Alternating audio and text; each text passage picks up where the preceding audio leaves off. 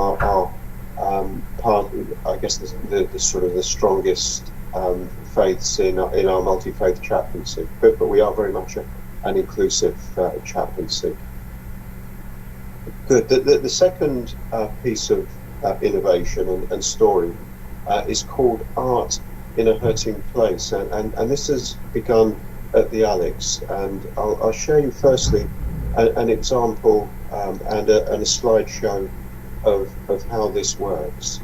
Okay, so just bear with me a moment, I'll put it on the share.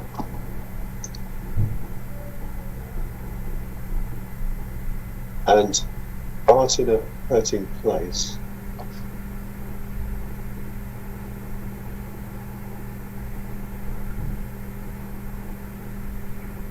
And hopefully everyone can see this. The slideshow will just run through. My colleague Mark Herrival, who's a chaplain now at Worcester, but actually began volunteering at the Alex, began this initiative, and his explanation and presentation will come in a moment. But these are some of the images that are displayed on the corridors at the Alex. You'll for those who have been around the corridors at the Alex, you will, I'm sure, have seen something of these, and a number of schools who joined and who we've linked up with to produce these images. And it's the power of art to move, to inspire, to make us smile and laugh as well, and to have those around on our bare magnolia walls is really a great encouragement, and actually through the pandemic as well has been a real encouragement to staff as well. It's a number of staff who've said how much they've been lifted just by seeing those on the corridors, and especially if it's been in a particularly sort of difficult moment or a difficult shift, to actually have those images to actually move and encourage as well. It has been great to see. Are you going to show us the other song? Sorry, yeah. Sorry, David, you're saying? No, I wondered whether you were going to move the slides on. You are. That's all right. That's fine. I can see that. Yeah. Okay. And I'll just move onto Anna. Anna, you've got Mark's presentation. So this is a video presentation, and Mark will explain a little more of the Art in a Hurting Place initiative.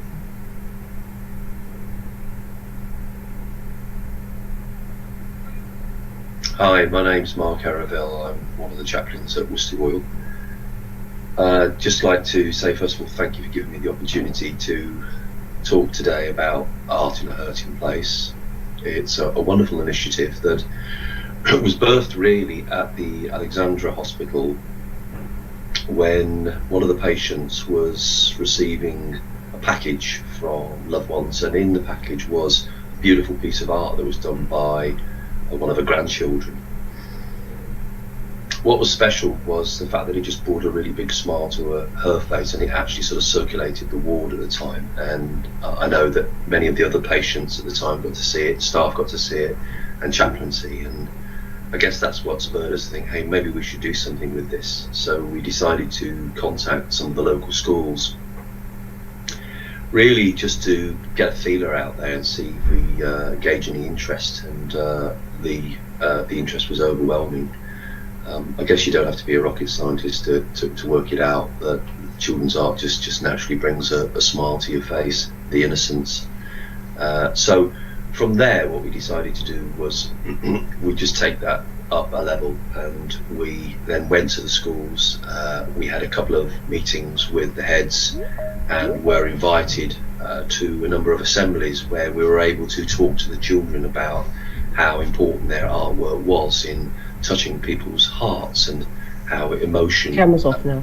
To so many of artistic ways of expressing themselves. And so it wasn't long before a number of the children were starting to contribute the art to the hospital, and it was really surprising how many people just wanted to help.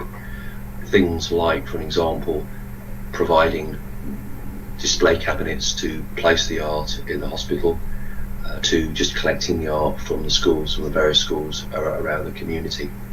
And community actually is an important word here, because it really brought everybody together. It really touched everybody's heart, and there was a solidarity in the moment, in the fact that we were able to be there for each other, caring for each other visibly, and this unity was tangible. It also reflects the ethos for chaplaincy as a whole, and that is that we're here for everyone. There's no barriers of religion. We're here for everyone, all faiths and none, and that truly does reflect in the work from the children into the hospital. Loved by everyone. Thank you.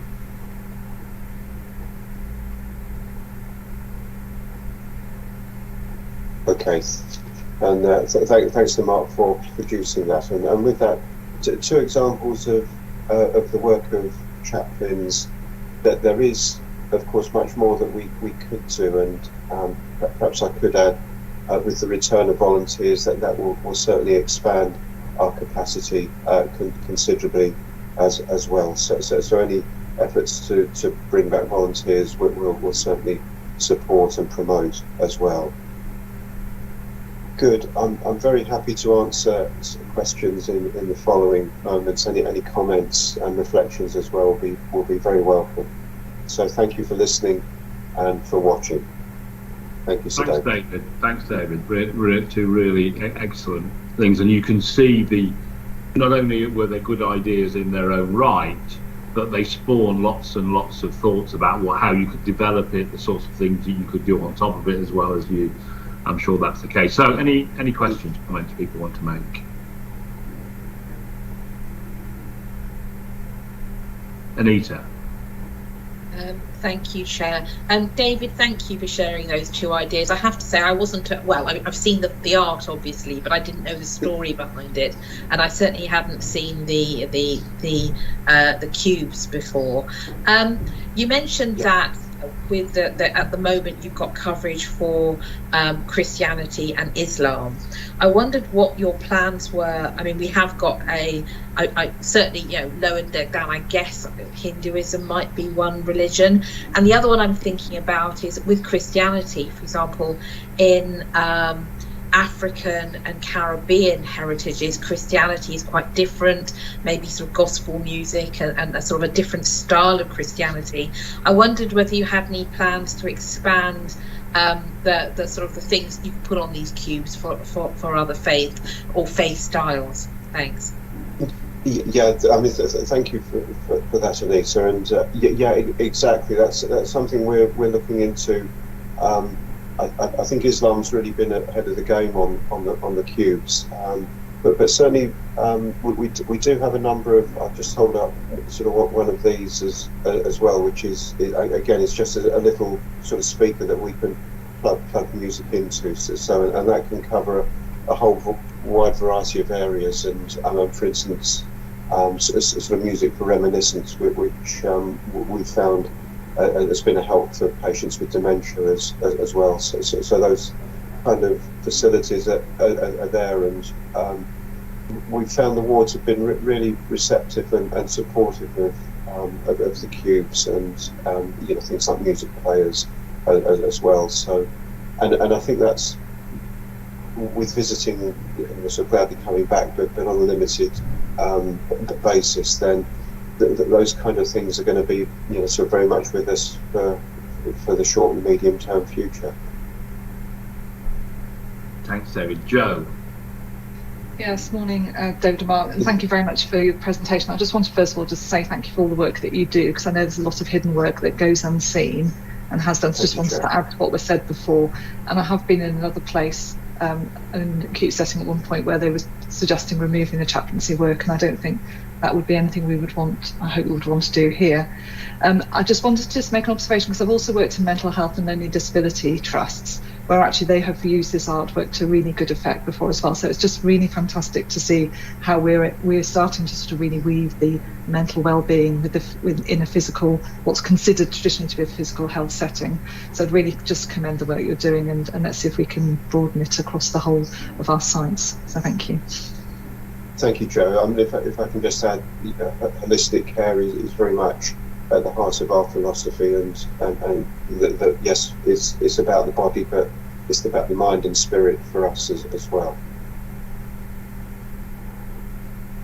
I think, from what it's worth, my perspective on all this particularly, the more artwork, the better, But I recognise that there are limits on what you can do in a clinical environment in all this. I get it, but you can do quite a lot actually, even within the environment we're operating in. And it just strikes me, particularly the Alex, which is a sort of, how can I describe it in a nice way? It is a fairly functional building, isn't it? It's not there's not much about the building that would get you excited. And trying to create both the contacts with the local community, which has been critical, I think, for an hospital like that. And it's much loved by the local, but making those contacts right, but also creating a sort of an environment for people. I think, particularly as we move towards a more sort of elective surgical sort of place for it, I think there's a huge amount of scope for it there. Okay. Well, thanks for that, David. Really appreciate the work that you do. It's two really good ideas, and I'm sure we'll want to pursue both of them. And say thanks for your time, and you, Anna. And thank you for the support of the board as well. That good messages to hear for us. Thank you. Thank you. Very good. That was really good. Good start. Okay, let's talk then about, are there any items of any other business that people want to put on the agenda? No. Any declarations of interest? They're on the website, but anything about this particular meeting? No. Okay, minutes of the previous meeting. Are there reasonable reflection of the conversations that we had? The vice chair is vigorously nodding, so they must be out. Okay, can we accept those as a correct record? Thank you. Action log, Rebecca. Yes, thank you, Chair. We've taken a number of updates on the actions as per the log. We've been able to close a number as well. There have been significant operational pressures in month which have impacted our ability to chase and follow some of these up, but we'll be picking that up over the coming weeks. If you can take the log as read, unless there are any escalations. I've also separately had an update from Mrs. Gardner with respect to her action, and we'll add that onto the reading room, and then we'll close that off for the next meeting. Thank you very much. Okay, that's all right. Okay, that's fine. That's very good.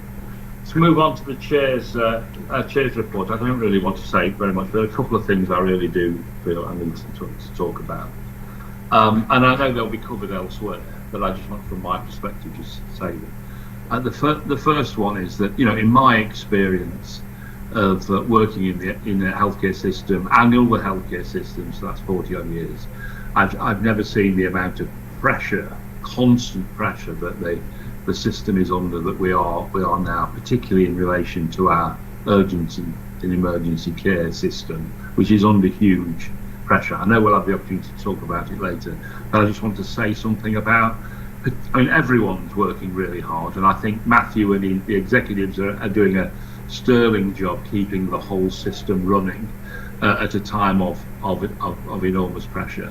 But just say something about the ED staff in particular.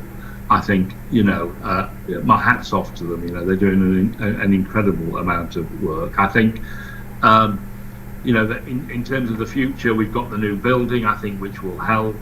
But we really do need to kind of enhance our attempts to both manage the demand at the front end and to improve flow. But for those people, fantastic work they're doing. Congratulations. We really are behind you. We'll do anything that we can to help and support you as we go forward. The second issue, I think, is in relation to COVID. I know the government have announced it's ended or something. It hasn't, and it is a massive issue in the hospital. Although fortunately not many people are in intensive care, and so the severity is down, and quite a lot of people are being admitted for other things, but also have with it. But the operational nature of trying to control the infection is creating serious difficulties in our organisation. And again, credit to the people on a day-to-day basis who are moving patients and staff around to enable us to make it happen. An incredible work that people are doing.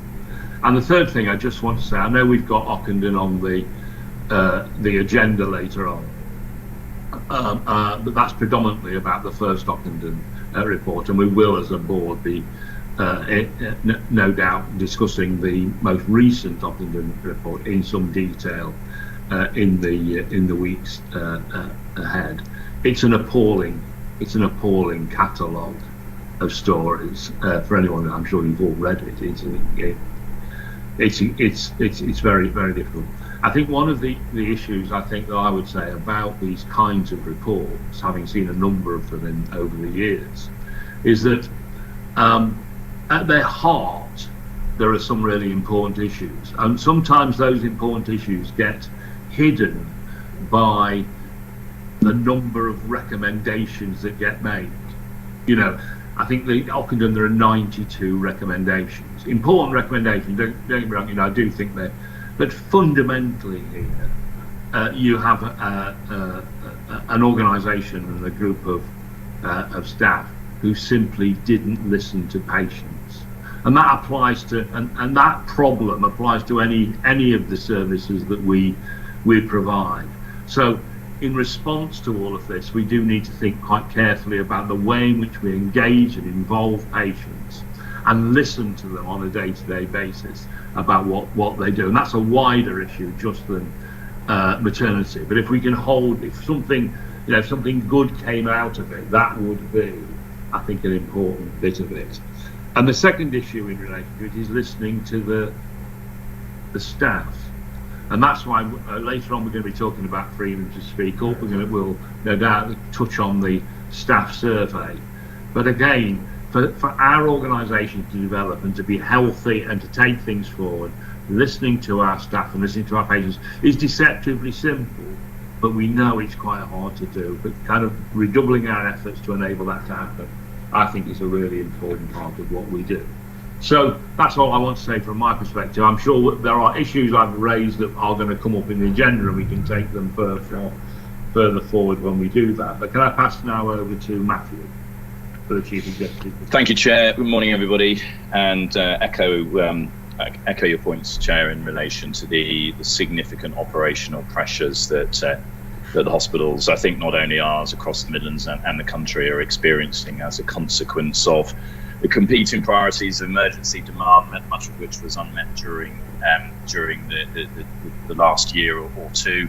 The drive, obviously, and rightly, to reduce the waiting list as quickly as possible. But in the midst of this, our numbers of COVID patients, both those that have an incidental finding and those that are ill with COVID, continues to rise. We've had a 36% increase in 1 week in the number of inpatients. We have 174 patients across the two sites. And as you say, the management of the operational emergency pathway in the hospitals is particularly challenged as a consequence of trying to work out how best to manage those patients in the safest way. And that's an active discussion through the incident command control system, and no doubt we'll be coming back to that, as you say, in the next couple of weeks. Amidst of all this, as you saw in my report, on the 26th, 27th of March, we had a major flood in the PFI part of the buildings on the Worcester Royal site, which, as you can see from our report, our initial analysis suggests was as a consequence of the boiler failing.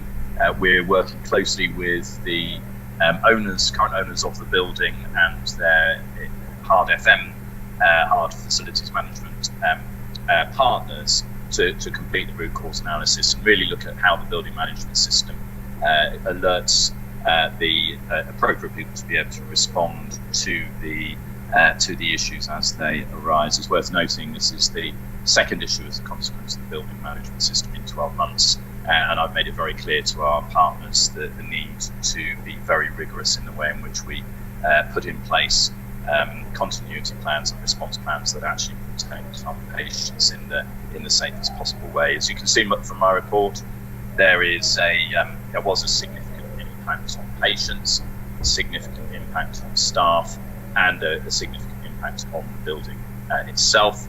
And I want to thank colleagues for their response. I think the response from partners was good once the issues were identified.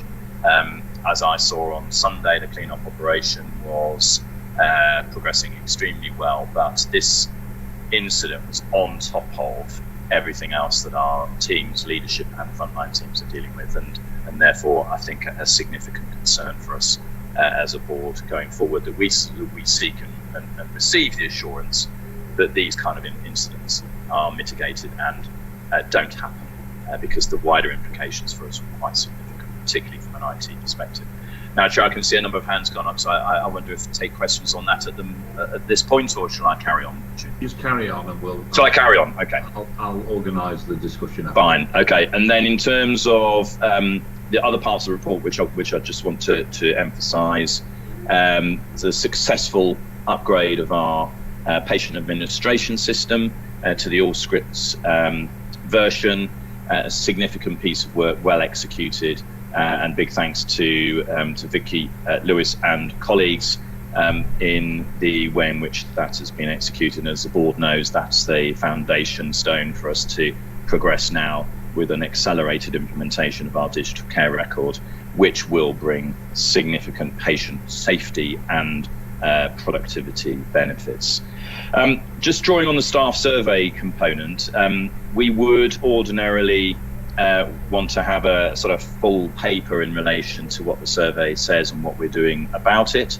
That work has already progressed, and I know at the People and Culture Committee subcommittee of the board last week or the week before, there was a long and I think thorough review of the results, how the results from what our staff say about their working experience in the organisation will then inform the key priorities for us from a people and culture plan perspective over the next year and beyond.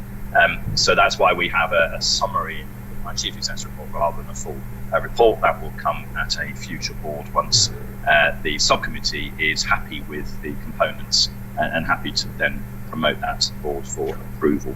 But as you can see, you've got a number of areas where we've progressed, but generally across the NHS, staff survey results have not continued to improve, and I suspect that is a consequence directly of the pressures that staff feel in trying to manage all of the priorities and competing issues that they're dealing with. And then a couple of additional points. Thank you to Graham James, our former Deputy Chief Medical Officer. Welcome to Dr. Jules Wharton, who the board will know who's been appointed to replace him.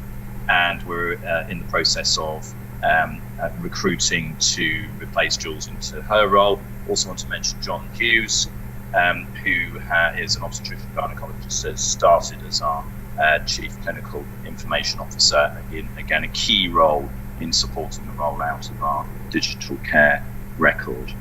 And then finally, in relation to Ockenden Chair, you made important points. We've asked the leadership of the Women's and Children's Division to consider the 15 recommendations or immediate actions that they need to take, but also a recent letter that we received last weekend in relation directly to our situation within our trust and across the local maternity system in relation to the implementation of the new model of midwifery delivery, which is called Continuity Carer. We've made some good progress as an organisation. 26-27% of our births are managed within that model, but as a consequence of I think of the Ockenden report, but also the letter that we received last weekend, we want to really take stock and make sure that our services are organised in the safest possible way. and we'll be bringing our reflections and proposals back to the board in due course, Chair. So happy to take questions on any of Thank you. Thank you. I mean, there are a couple of significant issues in all of this. I know that most hands went up when we dealt with the major incident. So perhaps we could take that first, Julie. Thank you, Matthew. As you say, it's a second major building failure. This is a PFI, so I'm assuming there are penalty clauses, and we've extracted the financial penalty. So the contract that we have was one of the early contracts, Julie, for PFIs, and it doesn't have the key point, which is an unavailability clause in it to enable us to be able to fine the company on the basis of the lack of availability of the building and services. But we are working to look at what opportunities there are to essentially get recompense.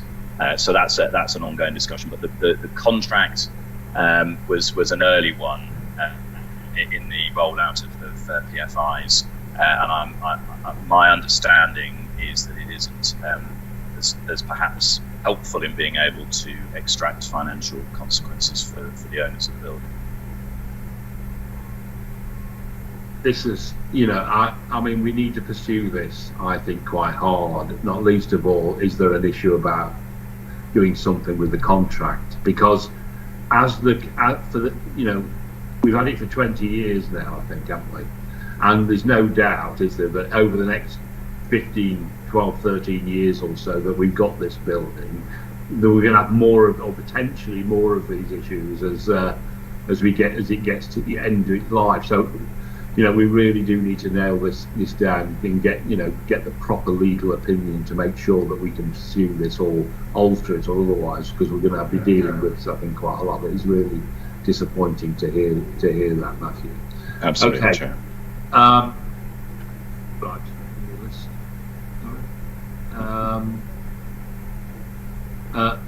Sorry, the numbers have come off. Simon. It was the same point, and that's extraordinary.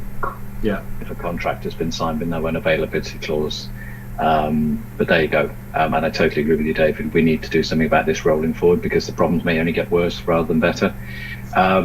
Point on staff survey, though. Please don't delay with coming back to us with the findings of the staff survey, because I know by the very nature of the way they're done, it's essentially 12 months out of date anyway. So we're actually looking way back. So as soon as we can get some feedback ourselves, and I know people in culture will be looking at this to act upon it, the better.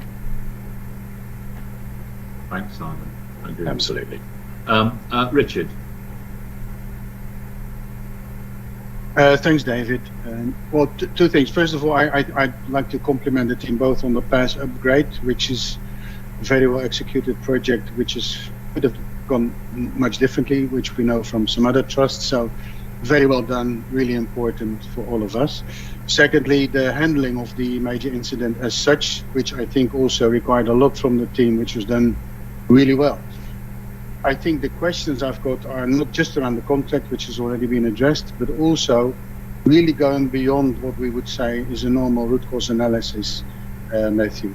There's been a whole set of consequences which could have been quite different had we thought about this before.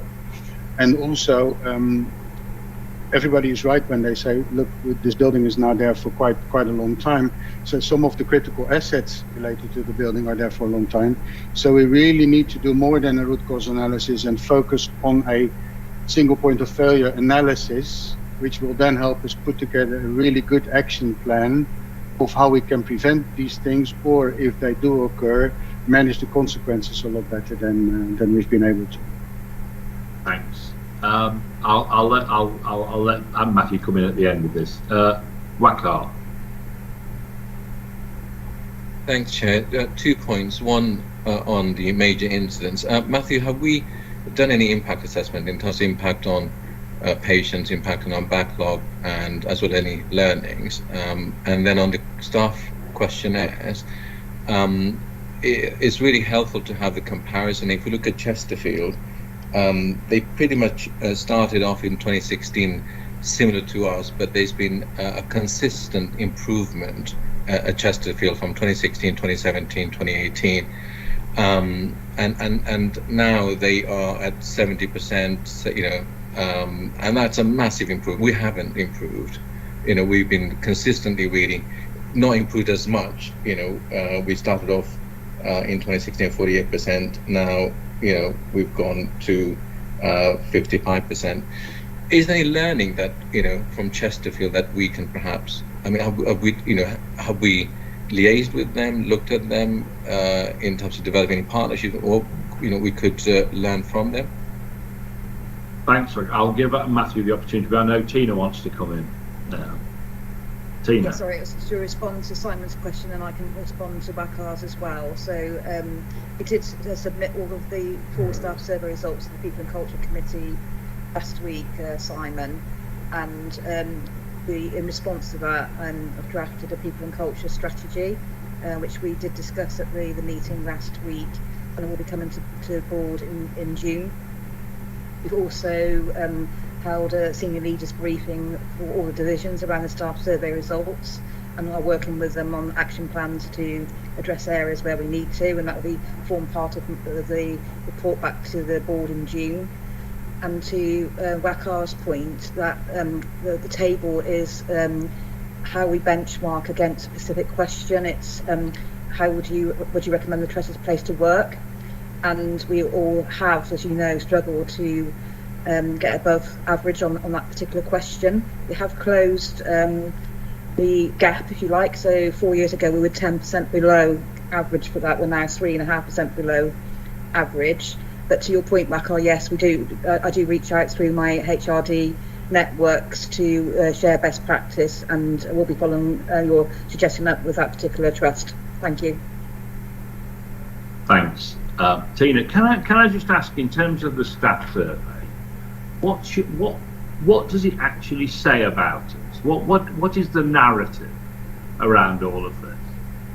So it's just the sort of headlines are sort of summarised in Matthew's report, but basically what it's saying is that we need to improve around how staff feel recognised, rewarded, and about their support with their learning and development. So that's the 3 sort of key areas, themes coming out of this staff survey. Well, it does show that we have made improvements in levels of compassion and inclusivity. So they were, we've seen progress against that compared to last year. If we look at our journey over the last 4 years, we were 83 out of 84 trusts for our staff survey results. We did catch up with to be average last year, and we've made a slight deterioration this year, just slightly below average. So that's where we are at the moment. Yeah, I think what part of the issue, you see, one of the problems with this survey, I mean, it's a fantastic survey, and it goes back to 2003. So it's massively rich. There is no other healthcare system in the world that does this. So it's massively rich. And it tells us things about our organisation. The danger is that you end up chasing individual numbers when actually it's telling you something more fundamental about the way the organisation functions. And that's I think, you know, through pod, that's what you need to get to. We need to understand what is our analysis, our overall analysis of our organisation and what happens in it. Because if you don't, you can chase individual numbers, absolutely, you can do that. But actually it's something I think quite fundamental about the way we function that we need to get to enable that to happen. And I agree with Wakar completely. There are some organisations that have done this really, really well, and we should learn. We should learn from them. My slight anxiety, Tina, is when you use the word strategy. You know, that we need stuff to happen. You know, we don't need a plan. We need obviously need a plan, but we need stuff to happen. Concrete things that will make the difference. Anita, and then I'll bring in Matthew to someone.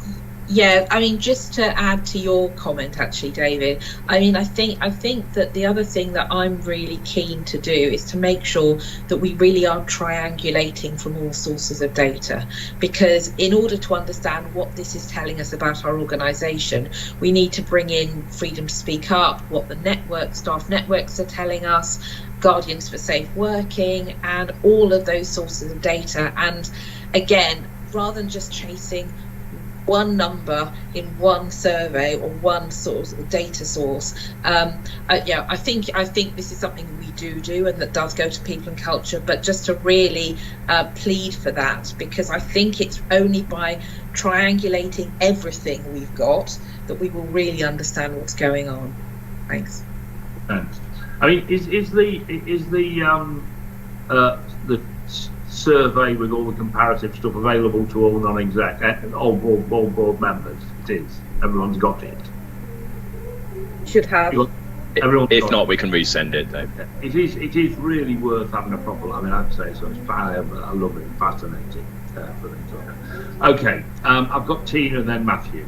Yeah, I just wanted to respond to your challenge, David, and that's the conversation that we had at People and Culture Committee last month. As you're right, it's about the tangible, so what's going to look and feel differently by when, and how we're going to make sure that we monitor that. So that's what we're going to focus on for our May meeting at the People and Culture. So I committed to providing that next level of detail down to support the strategy. Right, but as I say, unless we all have a shared narrative of what the issues are, it just becomes a set of initiatives, and so we need to understand and write down, so we all share it in order to make the progress. I've got Christine. Just the point about Chesterfield. I happen to know a bit about it because I've got family up there. What they do, interestingly, is they distribute their survey in paper format to every single member of staff, not electronic, and they give staff a free cup of coffee or tea if they fill it in sitting in the canteen drinking a cuppa. They also, in all their comms that go out about it, they highlight what has been done over the last year in response to the staff survey to try and improve the wellbeing offer. So they've really had a very strong campaign of engagement, which is why their completion rates, I think, are so high, but they are really focused on completion rates. Yeah, I mean, there are two aspects to this, really. One of them is there are lots of technical, what I would describe as they're not, the technical interventions you can make. And, the biggest intervention we could make is to massively increase the number of people who fill it in. That would be a massive, that if you look at hospitals do well. And then secondly, it's having a coherent kind of narrative as to what the issues are, and then in all of your operations deal with it. So for example, I get to give me an example. One of the issues that comes out of it for me is around people not feeling empowered, that they kind of that people don't take notice of what they're saying and they can't make stuff happen. Well, if our quality improvement, forward improvement strategy is not designed to do that, what else is? So it's often the broad responses that you can give, given that will make the difference in the long term. And so I think you need to both of those to make it happen. Anyway, Matthew.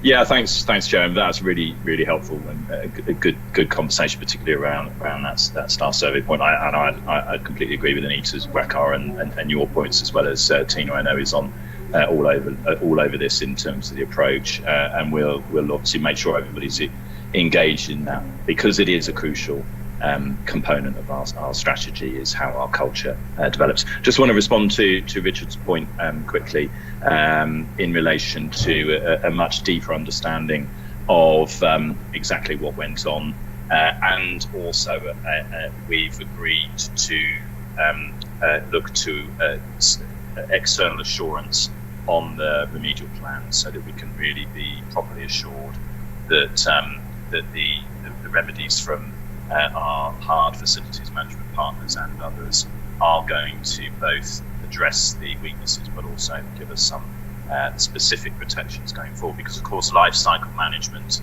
of the building, David, in the way you're describing, so when it becomes part of our ownership, is going to be crucial. We can't allow any deterioration of the building during that period of time, which as it gets older is more likely to become an issue. So that's very much part of our approach, and we'll seek experience from from non-exec directors as well, experience you have to play into that discussion. Just also want to note Robert Tall's leadership as Goal Command for the incident which I mentioned earlier, which I think was really well expedited and provided the leadership that was required during a very difficult weekend. Thanks, Chair. Yeah, okay. Thanks for that. Just to be absolutely clear about all of this, the major incident analysis of what happened needs to be at a deeper level than just a root cause analysis, and we need to get some external assurance as to whether we've thoroughly done it enough, because it's going to be critical, I think, when you think about the organisation, the building, and our relationship with the people who own it going forward.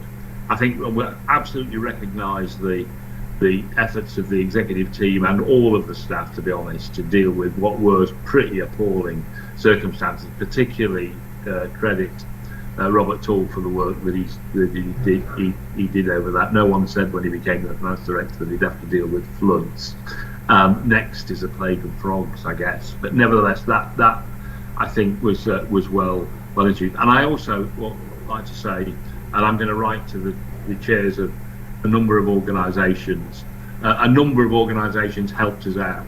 You know, the Birmingham hospitals, the Wolverhampton, the ambulance service, they all played their part, I think, to mitigate the worst of this thing. So well done to everybody. The PAS upgrade, really a piece of work really well done, a model for the way we deliver change in this organisation. So thanks to Vicky and the whole team for doing all of that. We haven't mentioned the robotic assisted surgery, which I think has gone down well in the circumstances. And on the staff survey, we'll look to POD to bring forward some ideas about how we might improve in the future. Lovely. Thank you very much for all of that. Let's then move on to the Freedom to Speak Up report, and I think we've got Mel here somewhere. Yes, I'm here. I can't see you. I am here. I'm definitely camera on and mic on. There you are. There you are. I can see you. Right then, so over to you. Okay, so I'll take the report as read. The highlights are the increase of concern since the portal's been developed, which today stands at 142. And then hot off the press this week, we've now added a link to the staffing app so that staff can go straight through to the portal from the staffing app. So hopefully that will help with accessibility. Themes continue to be poor attitudes, behaviours and bullying and harassment.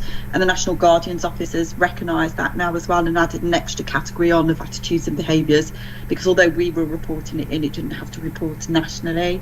And we've not seen an increase in any concerns with the protected characteristics. So one of the developments that we're moving forward now is adding a box onto the portal that will enable staff that if they feel they've got a concern because of a protected characteristic, we'll be able to capture that.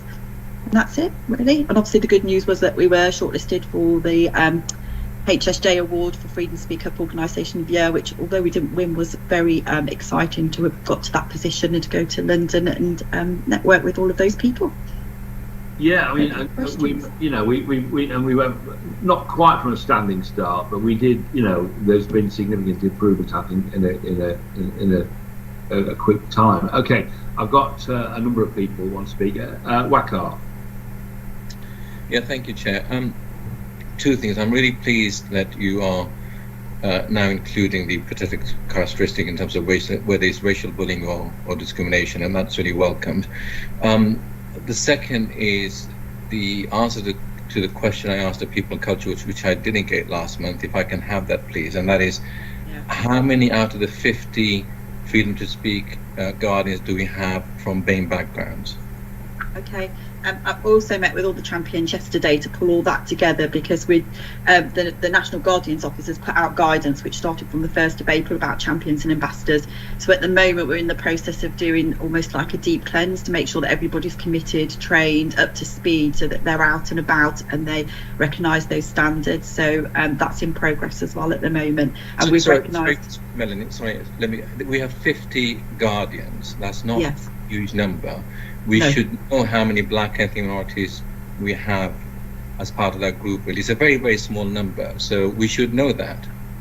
Yes, but I'm just getting a measure of who actually still wants to be a champion before I present that number, because if they're not, then some of them aren't engaging. So we are doing a deep cleanse at the moment of the champions to make sure that they are wanting to still do that, so that it gives us a true representation. But do we think there's an issue? No, there is representation from the BAME network. But is there, you know, if you look at the back, all I'm saying is that whichever way you look at it, is there, you know, could we do with more champions, guardians, whatever you want to call them, from ethnic minority background? Is that, could we do with more? I think that we could do more from all protected characteristics. Okay. Well then, so what we need to focus on is how we're going to do it. Yeah, right? exactly. That's my point. Okay. Let's move on then to I've got a lot of people now. I've got Simon next. Thanks very much, David. Related point. I note in the report you talk about a network champion for the BAME network. I'm assuming that we would have champions for the other networks as well. I don't think it's explicit in the report.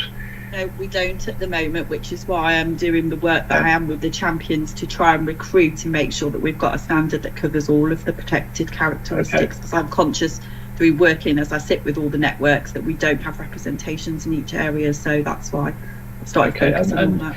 So the second question was more specific to the 17 cases that were formally investigated, that were referred to in the report. What changes have come about as a result of those investigations? So one of them was a sexual harassment case where it resulted in somebody who had worked with the trust for 35 years being dismissed. So that was one of them. I don't have the outcomes of all of the cases because obviously I'm not privy to all of the outcomes because they become formal investigation. That doesn't become my role then, but I know Tina's probably got more data on that. I think in due course it would be helpful if that could be expressed in some way that we can see it's actually making a difference. You know, it may not be citing specific cases, but if there are changes that are made, I think that's the important thing here, because that's also needs to be very visible for staff so that they can see changes do happen. And I've met with Sally Millett this week, and we're both from that. So that was one of our what we were going to go ahead and sort of find out of those cases, which ones have gone and what have happened with them, so that we can spread that news around. Because you know, that's the important, isn't it? That's the lived experience, and that's what happens, and that's saying that this works. So we've got that on our radar as well. Did you say that Tina might have data? I haven't got it to hand, David, but I will make sure it's provided to the board going forward. It's an important. I mean, for all the reasons we've just described, you know, having outcome data here will be critical, both to boost confidence in this, that the system actually works, and that for us to to oversee that. Okay, thanks, Colin. Thanks, Chair. And in a way, my question links to Simon's in terms of, I realise this won't apply in all cases, but where we undertake a specific investigation as a result of somebody reporting, do we have an opportunity to get a feedback loop? In other words, go back to the individual and say, how was it for you? Did we actually address your issue? Are you satisfied?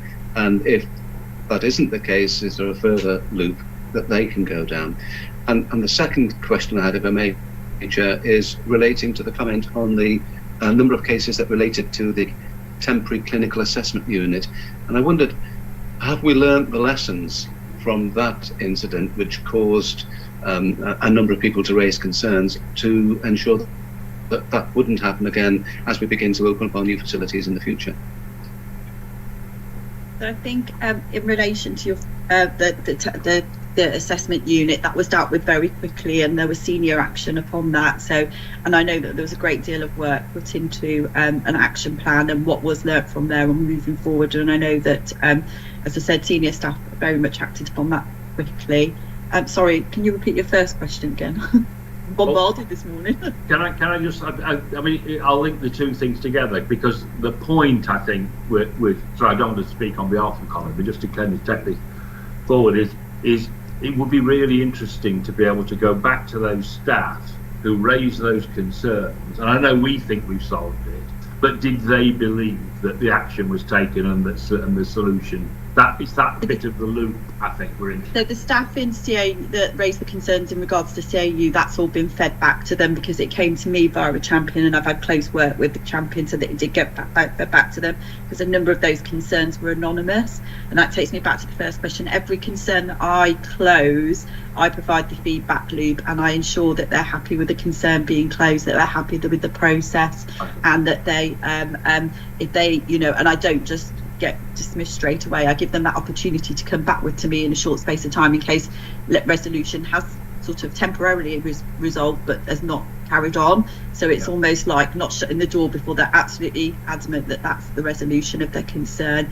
And I have a number of email trails where this week I've closed concerns where people have now asked, are you happy with the process, is there anything else? So we do keep that loop. Moving forward, we've talked about maybe sending out surveys and things, but in my experience, I started off sending out surveys and people didn't respond to them. So I tend to just ask the question now: what is everything as it should be? And I think that's right. As long as, but in your report, does it show where you measure that? No, because I don't. I just think that it would be really helpful for us to do that. And thanks for that, Mel. Richard. Thanks, David, and some of the questions have already been answered. First of all, I'd like to say I think you've made a lot of progress, Melanie.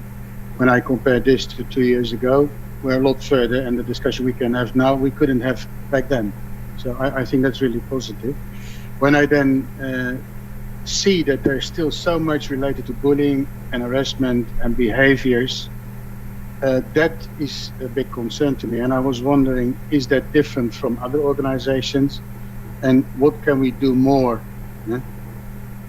No, it's not different to other organisations. In point of fact, that's why the National Guardian's Office have now split it down from just bullying and harassment to attitudes and behaviours and bullying and harassment, because obviously the amount of work that's now going into civility and respect, which I lead on with Felicity, across the organisation, across the NHS, we recognise that actually it's some of the low-level behaviours that are the ones that are causing more challenges than the actual explicit bullying and harassment.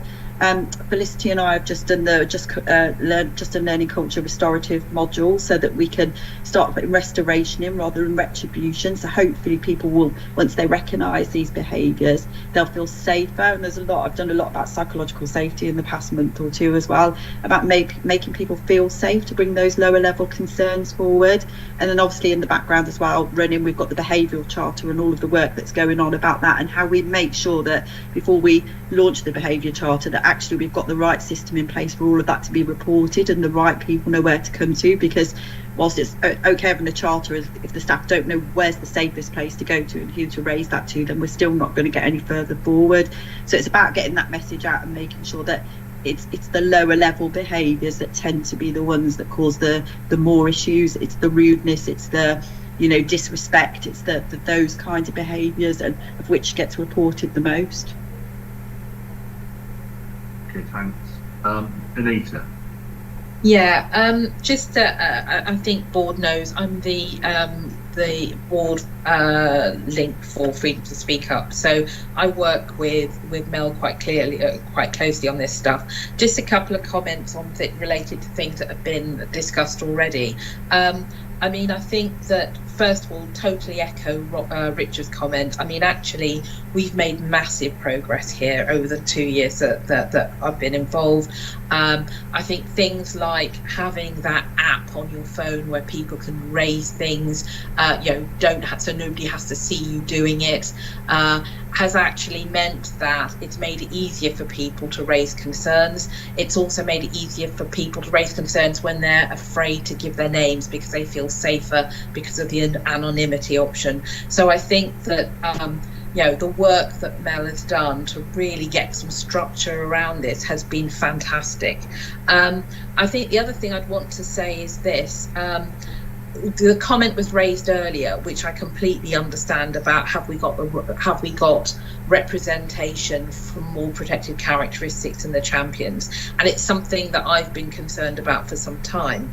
I would say, however, it's a more complicated scenario, but it gives us more options. And what I mean by that is this: we have got freedom to speak up champions, we have forward advocates, we have network champions / advocates, and therefore what we have is a large group of people around the organisation who are all involved with culture from slightly different perspectives.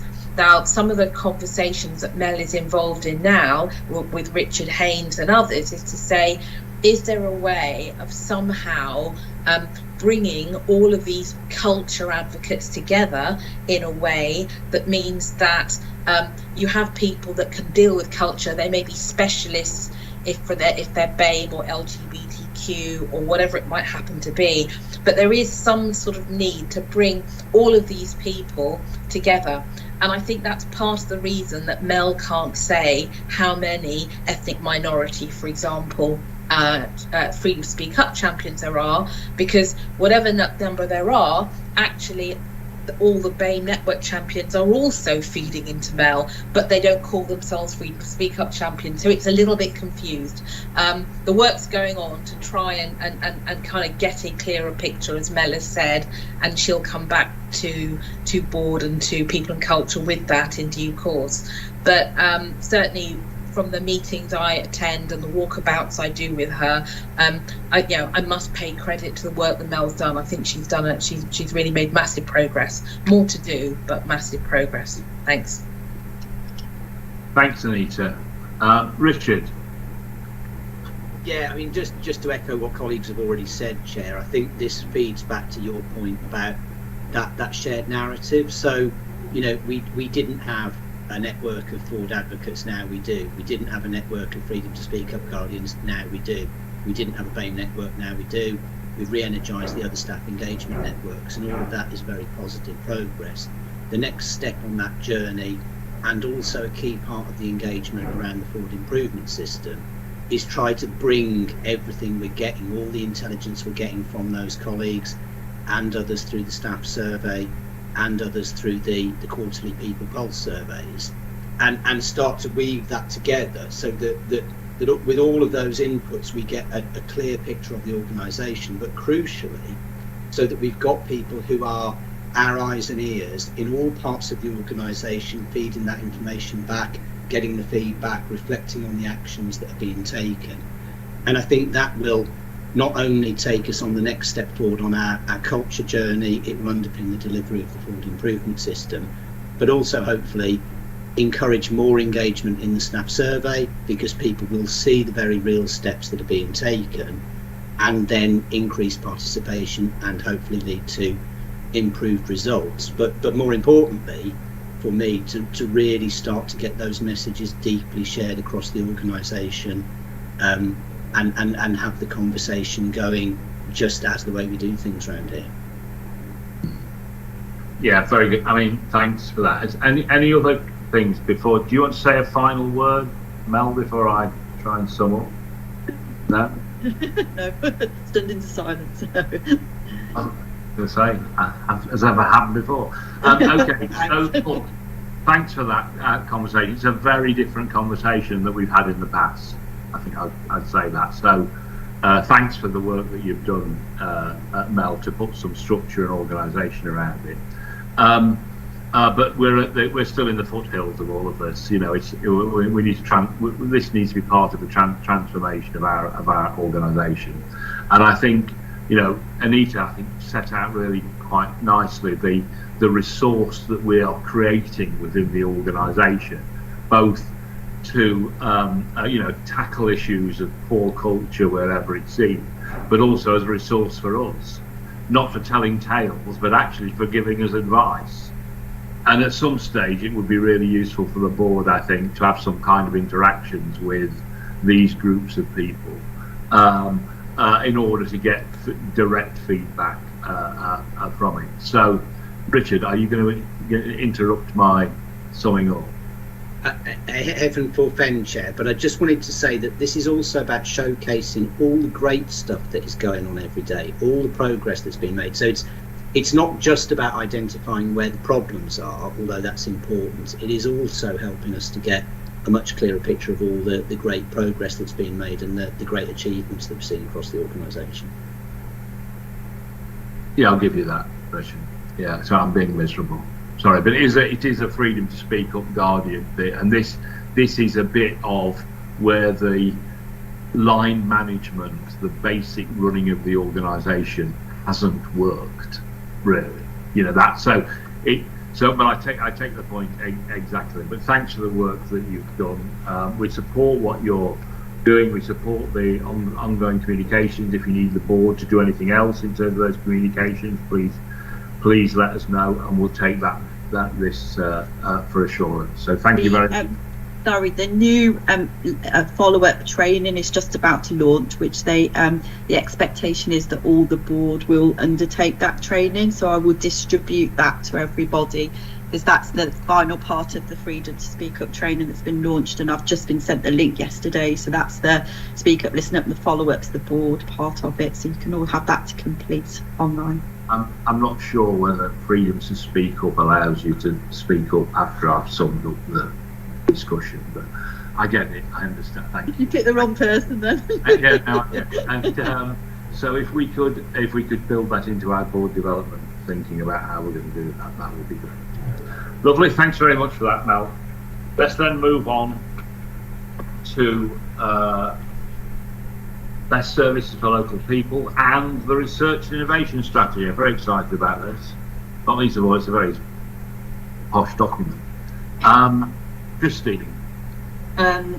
Thank you, Chair. I'll take the document as read, and I'm very excited about this as well, because it's one of the things that I said that I wanted to do when I joined the organisation, was to increase our participation in research. We already do better than probably most people think, but as a large organisation with access to a big population and very large numbers of patients, we have the opportunity to recruit more patients to clinical trials than we're currently doing, which will have benefits from the organisation, both in terms of making sure that our patients' outcomes are as good as they can be, getting them access to the latest, best and most innovative treatments, improving our income from research, and enhancing our reputation as a research active organisation.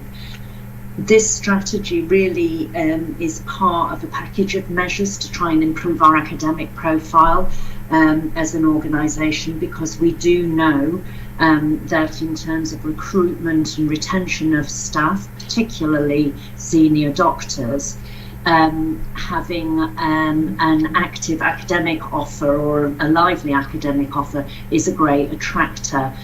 So it does link with our strategy for involvement with our university partners and health education organisations.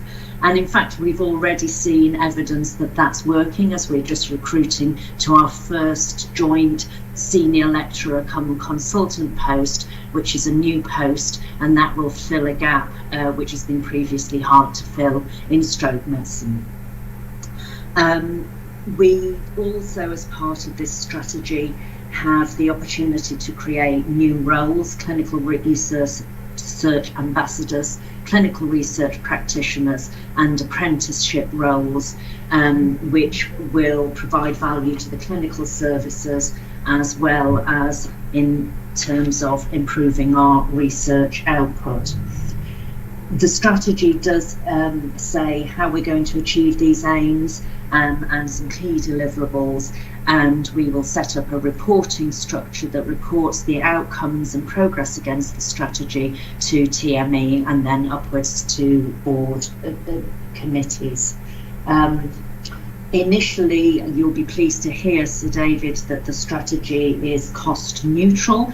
We plan to make better use of the research income that we already have from the NIHR commercial studies and research charities, although you may in future see some invest to save proposals, but not currently as part of this strategy.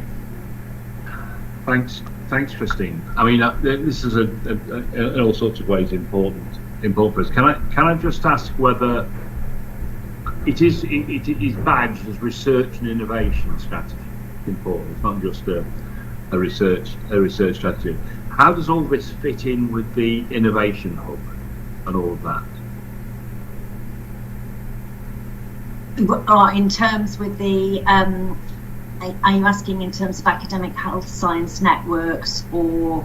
No, we've got an innovation hub, haven't we, at Kidderminster, and we're setting it up with all sorts of private sector organisations, and I just wondered how this fitted in with that. Yeah, I mean I think the setting up of the Innovation Hub is really to demonstrate how we can use IT and digital solutions for clinical and operational benefit. So although I think that fits more within our digital strategy than within this, which is more about clinical innovation. Okay, well, we'll talk about that in a minute. Okay, I've got Sue Sinclair, first of all. Hi, I don't want to sound too toady, but I just want to acknowledge what an extraordinary thing this has been done and at what pace. It can only be good for us. I thought the presentation your colleague gave us to the subcommittee, Christine, was really impressive, coherent, and I just think this is fantastic. It's just going to be so good for us in so many ways that will be difficult to measure. That's what I want to say. Thanks, Sue. Wakar. Thanks. Just to echo what Sue has said, I really enjoyed reading the paper, and I think research is something that absolutely should be done. But the paper, Christine, I thought it really talked extremely well about the advantages of having research and innovations, and the compelling case that you make, the process of setting up, and that's all great. But in terms of what you think will be the impact on outcomes on patients, so the things that you talk about, how do you think? I mean, it will really sort of change patient experience or patient outcomes. That's something which I didn't see in the paper. Yeah.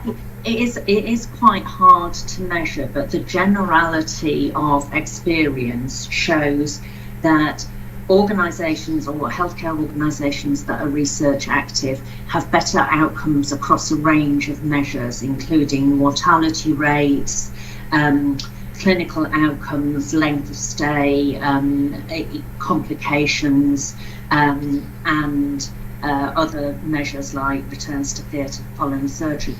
But that includes patients that are not even part of research trials.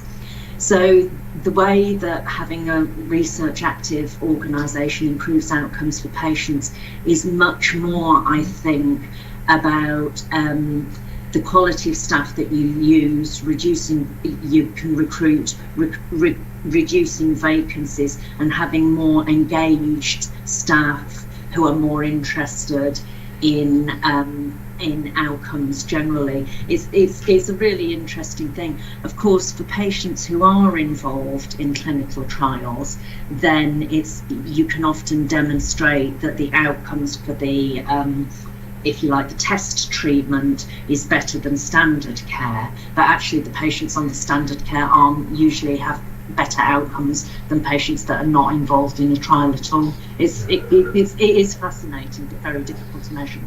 I just noticed, I didn't realise, I think David Wilson's on the call. I see his initials. Oh, yeah, David will be able. There was a debate whether he was going to be here or not, but I think he is. You are. I am. Yeah. Thank you very much for the invitation. Well, thank you. I don't know whether you've heard the question, but the interesting, that connection between being research active on the one hand and tangible benefits for patients, both in terms of outcomes and experience, is, I think, what Christine's just been talking about. Do you want to add anything to that? Yeah, well, it benefits everyone, but specifically for the patients, we collect data anyway for patients who participate in clinical research in this trust, and so it's patient satisfaction surveys, and they consistently report very high levels of satisfaction, and are very pleased with everything that happens through their journey with the research team. They have patients who participate in clinical research tend to have more contact with clinicians than patients who are not within research trials, and so not only do they benefit from the participation in the research, but all the additional benefits that come with having contact with clinicians about better communication about their underlying disease, other peripheral matters as well. So it is it's just a very good news story in terms of research. Thanks, David. I've got Colin next. Thanks, Chair. As my colleagues, I thoroughly welcome this, and I think it's the right thing to be doing. My question relates really to how much of a shift of emphasis is this? It sounds to me as though we are currently involved in research, but perhaps this is a major shift. And so how are we as an organisation demonstrating that we're serious about this shift through, say, for example, our recruitment processes, through our incentives, the Clinical Excellence Awards and so on. But I guess there's a whole host of things that we could be doing to say we are an organisation that isn't just saying we're interested in research and innovation, but we're actually promoting it by the way we do things.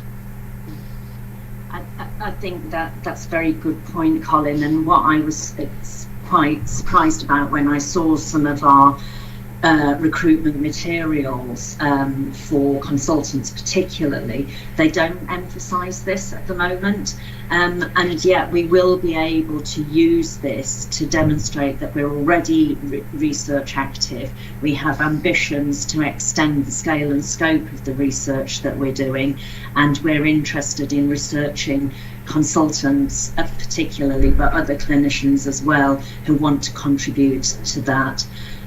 So we will need to, and this is one of the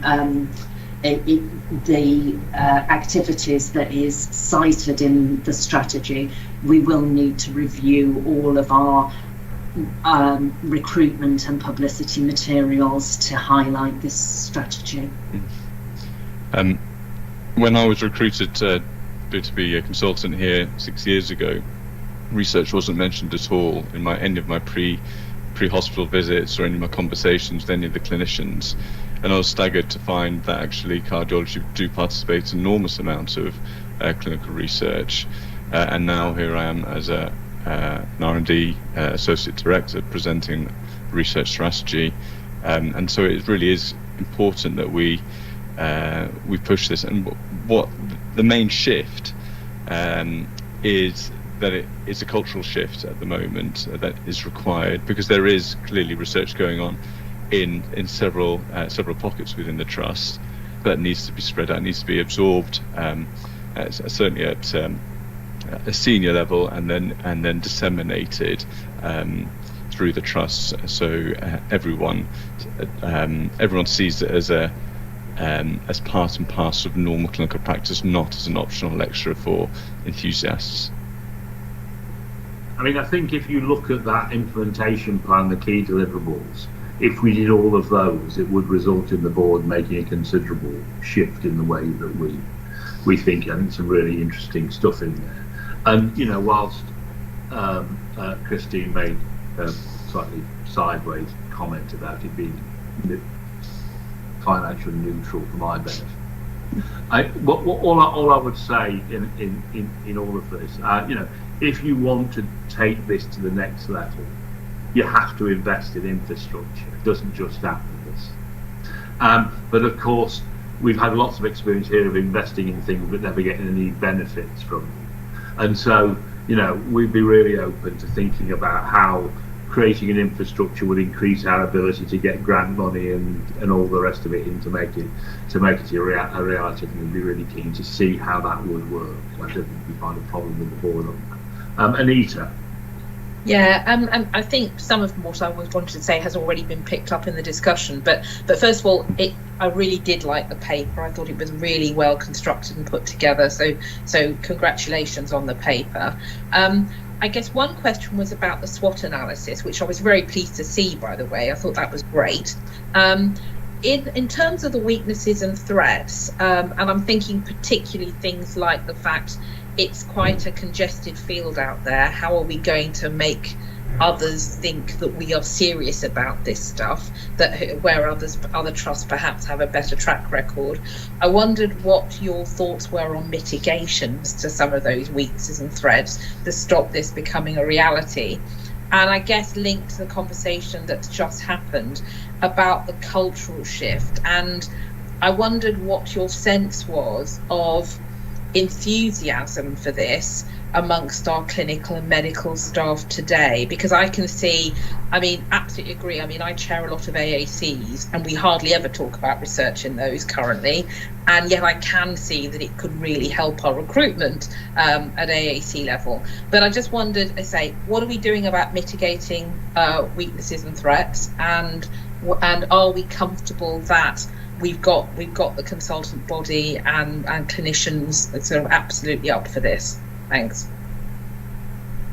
I can vouch for the enthusiasm of the clinicians. So this has been welcomed by all our divisional directors and their deputies, by lead clinicians that it's been socialised with, and across many departments within the organisation.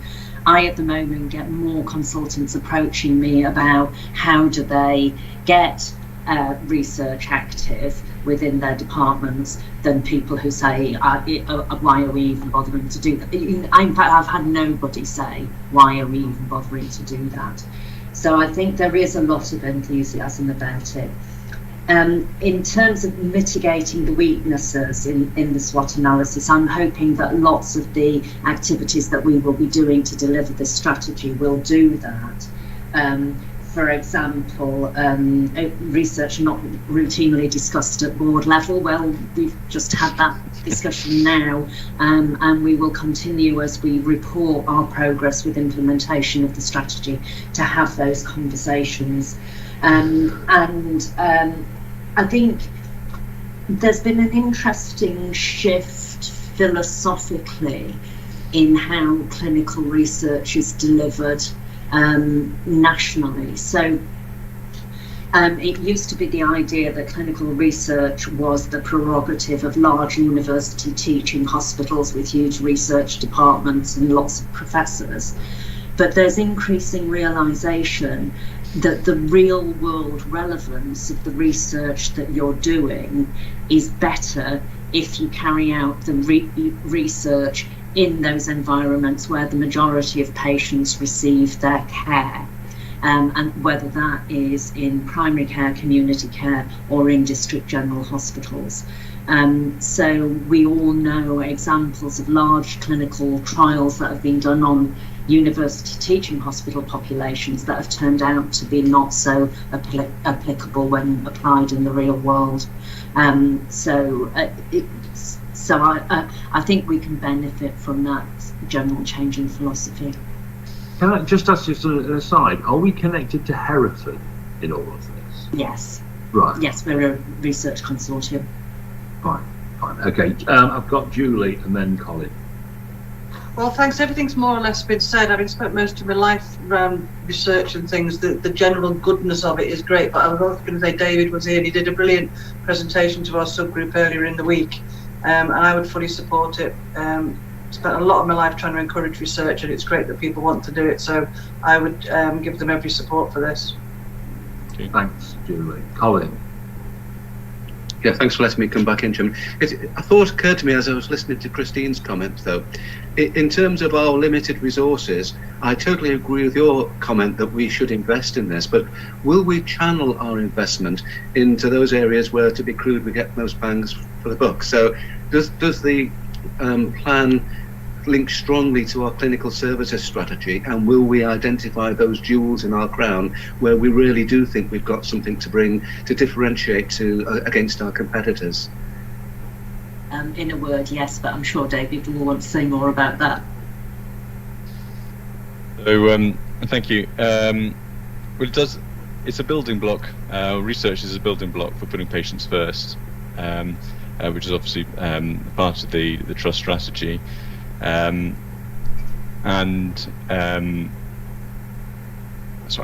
I've forgotten the main thread of your question, because I thought it was addressed to Christine.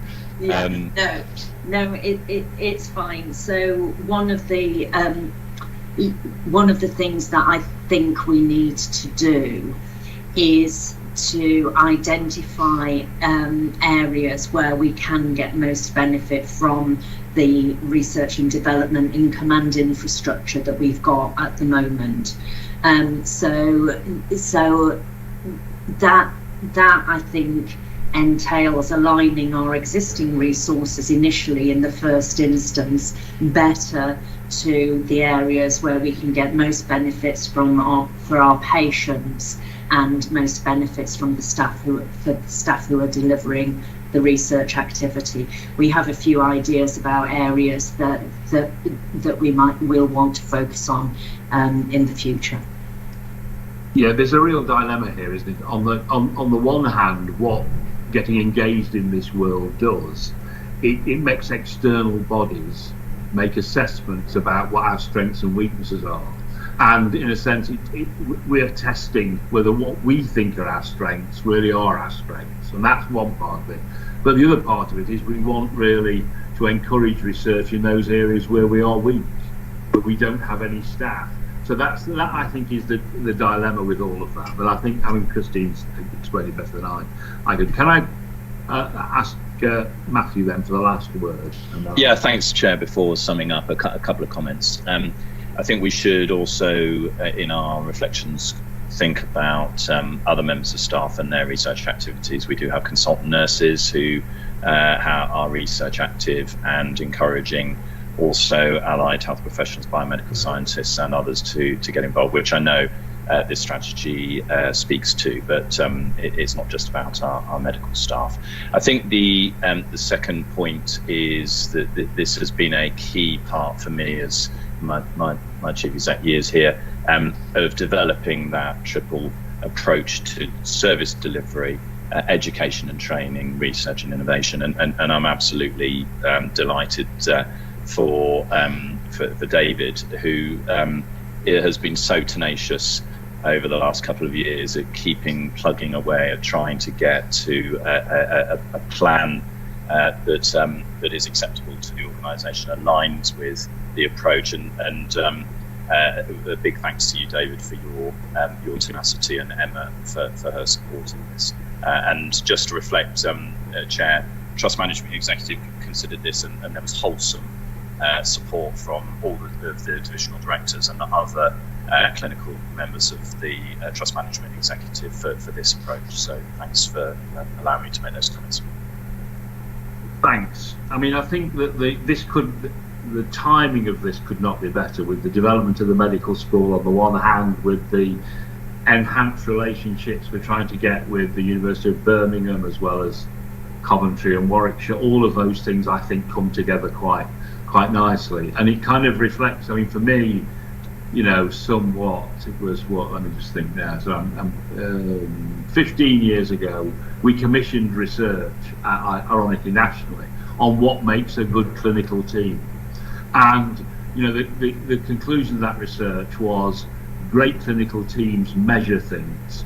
They measure things. They set goals. They see whether they're achieving their goals.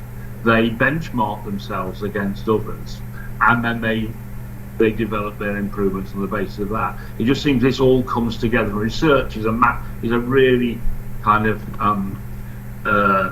practical but also disciplined way of being a reflective organisation and doing that measurement and setting that goal. So this is wholly positive as far as I'm concerned.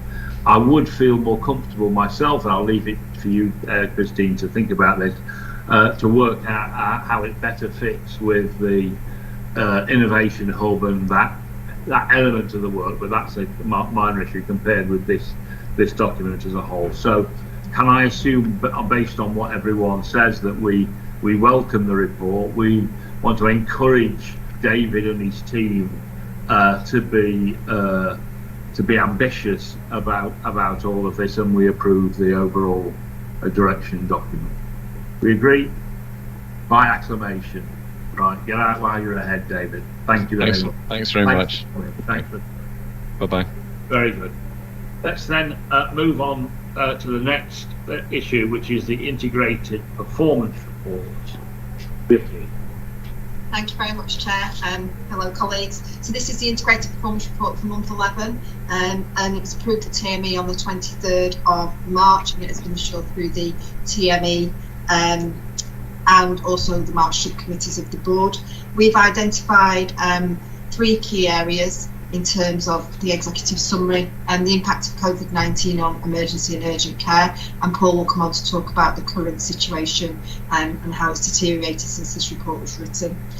Also in terms of the cancer position and that increase in referrals from January to February, I think in the region of 7%, which is quite incredible, but actually the achievement of getting down the people that have been waiting a long time for cancer treatment in that 62-day waiting piece, and then the finance position across all areas of revenue, capital, and our cash flow position, as well as our PEC position, which Robert will speak. As an overall assurance level of 4 for the integrated performance report, and that is no change from previous months. And I will leave it there, Chair, if I may. Thanks very much. Well, we have already mentioned the emergency care thing. I think one of the things, there was a recent conversation with the Chief Operating Officer of the NHS with Midlands hospitals around particularly ambulance handovers. Whereabouts do how visible is that to us as a board? Where's that measured? Matthew. Yeah, thanks, Chair. One of the, as you say, one of the key recommendations from the meeting with Sir David Sloman was that all acute trust boards were had the visibility on the particularly Category 1, Category 2 performance of their local ambulance service. Category 1 being those patients in requiring life-threatening support. Category 2 for suspected strokes and heart attacks and so on. The hitherto the visibility into the organisation really on performance has been via our multi-agency app, which shows our system response, which some colleagues will know as we term the Shrewd Resilience Report, which is an app on a mobile phone. Enables us to real-time monitor what the situation is with the ambulance service, but we haven't previously reported that to the board, so that is something we'll need to include in the integrated performance report on a regular basis, as per the instruction from the national team. The reason for the national team instruction really is so that there's system-wide understanding of the pressure that ambulance services are under and the risks within our communities associated with delays for ambulances getting to people's homes, and that our understanding of that risk. But also, really, the message was very clear that the risk experienced by patients need to be shared across the system. So by primary care, by community services, by social care, acute hospitals, and the ambulance service. So it's not just for our trust board; it's for all parts of the system to be aware in regular reports on that category 1 and 2 performance. Yeah, I mean, it just seems a bit of a hole that we've got actually in terms of numbers, but I take the point we're going to put that right. Paul. Don't wish to contradict anyone, but if you look on page 7 of the IPR, that shows you the position in month for the number of ambulance handover delays, which, as you can see, for February was 804. The little bit to left. Yeah, sorry, Paul. The request from the chief operative that we understand their response times on average across the month, and that's the indicator that we've been asked to make sure the board's aware of. Right. Yeah, the other issue, I mean, I don't know, we seem to have well, there isn't any benchmarking data here, so I can't tell it, but from what I gather, we don't do very well here. Is that a reasonable? We don't have the highest number of ambulance handover delays in the region. The specific concern raised for us is we were running as the highest number of hours lost spent on the back of an ambulance. So although we don't have the highest number of 1 hour ambulance delays, because we've had patients on the back of ambulances for a number of hours, when that's added up, then we have the highest number of hours spent on the back of an ambulance. Yeah, I don't think that was always transparent. Right, okay, sorry. Really to us about where we were an outlier in that. So if we could pull some together, I think it would really help. I know people are doing it. Don't get me wrong, I know you're not all sat around waiting for the board to have a conversation before you get on with this stuff, because I know you're absolutely on it all the time. But just from our perspective, in terms of the accountability, we need to make sure we do that. Okay, let's think about this then. So, anything else we want to? I agree with the points that you've raised, Vicky, in terms of where we should focus our attention. And of course, the executive will be coming forward at some stage to think about the use of the movements around I have to call it the white space because I can't think of any other name of describing it, although I have thought of at least one name. But all of that work is going on at the moment, and we'll see it at some time. Is there anything above all that we need to know, Paul, about what's happening, apart from the pressure's massively high? I mean, I think the two things, I recognise this is the month 11 report, but we are in April, so the old year has passed. Yeah. I think a couple of things I just want to make sure the board was aware of. One, on the elective activity, the long waits, we said we would exit the year with 356 patients waiting over 104 weeks, all of which would be orthodontics. We actually exited the year at 328, with 271 of those being orthodontics and 57 in other specialties. And of those 57, 20 of those 57 had COVID and therefore couldn't be treated or refused an admission date in March, which we gave them. So the overall number was less than we said, though the split wasn't quite the same. And we're already on track to achieve the no 104 by the end of June. And then I think the only other thing the board does need to be aware of, because of the scale of the change, is that in the last 10 days, we have seen a 48% increase in the number of COVID patients in our hospitals, which now stands at 174, which is higher than any point in the first wave of COVID. Though hasn't reached the levels yet of the highest period in the second wave, which was in January 21. But I think we just need to, the board does need to be aware that we have seen this 48% increase in 10 days. And if that increase continues over the next 10 days, then we will surpass the absolute high of 269 in January 21.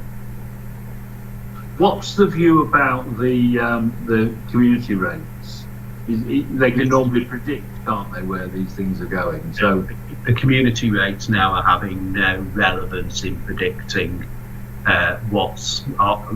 predicting hospitalisation, and we've discussed this with public health team, and they agree now that community prevalence is no longer a valid indicator of hospitalisation. At the moment, if you want to know, the rate per 100,000 for Worcestershire for the last few weeks has been between 820 and 950 per 100,000 population. And if you want to pick today, we're running at 833 per 100,000, which is, and we have been running above the All England average, which today is 749. So of those 170 odd patients that are in, how many of them were admitted because they had COVID? Yesterday it was 21% were primary COVID and 79% incidental. Right, okay, thanks. Anita? Yeah, thanks, Chair. I think you've just asked the question that I had about the COVID, but I had another question.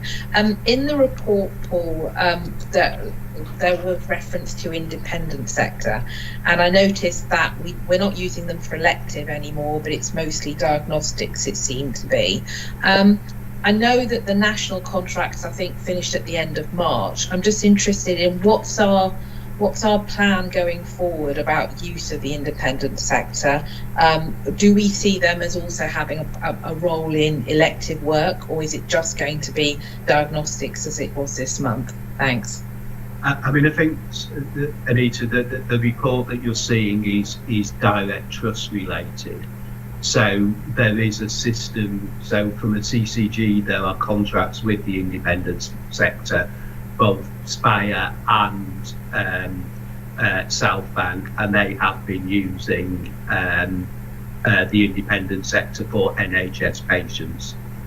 It's just that our direct use has predominantly now been diagnostic capacity, whilst we've been waiting for the full Kidderminster CDC to come on board. Okay, thanks. Simon? Thanks, David. Just got a couple of observations, because we are making some improvements. I know we're not where we want to be, but certainly length of stay and the 14-day cancer rate seems to be moving in the right direction. But I also noticed that the ALEC seems to be doing better than the Royal in certain things, elective bed base, and also discharges. So is the learning that we're pulling over from the ALECs to what we're doing at the Royal?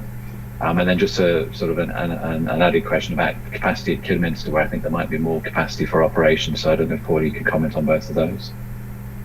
Yeah, so in relation to the first one, in terms of our 7-day, 14-day and 21-day performance in terms of length of stay against those three markers, we're either the best in the region or the second best. And that covers the trust, both the ALECs and Worcester combined. In terms of the elective bed base, that's correct, but by and large, Simon, that's because we have moved most of our inpatient elective work to the ALECs. There's still more to do with some of the complex colorectal and bariatric surgery, but the majority of surgery being done at Worcester now is either head and neck, paediatrics or vascular on the elective side. So that explains that differentiation, but there's a lot more that we can and must do over the next few weeks to fully utilise the beds and 7 operating theatres that are, other than urology, designated for elective work only. And a similar point applies to Kidderminster. There are some issues that we're having to work through in relation to fully optimising Kidderminster because of the protocols about the type of patients that can or cannot be treated on the KTC site. So particular levels of high level of concern or risk around respiratory or BMI or comorbidities because of the infrastructure on the Kidderminster side means we can't use those. So we're currently running through how we can ensure that any pensions that is suitable to be operated on Kidderminster is operated on that site and is not operated on at either Worcester or the Alex. There's also a limitation that we have because of national standards that we can only undertake paediatric daycare surgery at the Alex when there are paediatric consultants and nurses present on the site, and because of the challenges on the Worcester site with the level of paediatric activity, that's only practical at the moment on 1 day a week for Friday.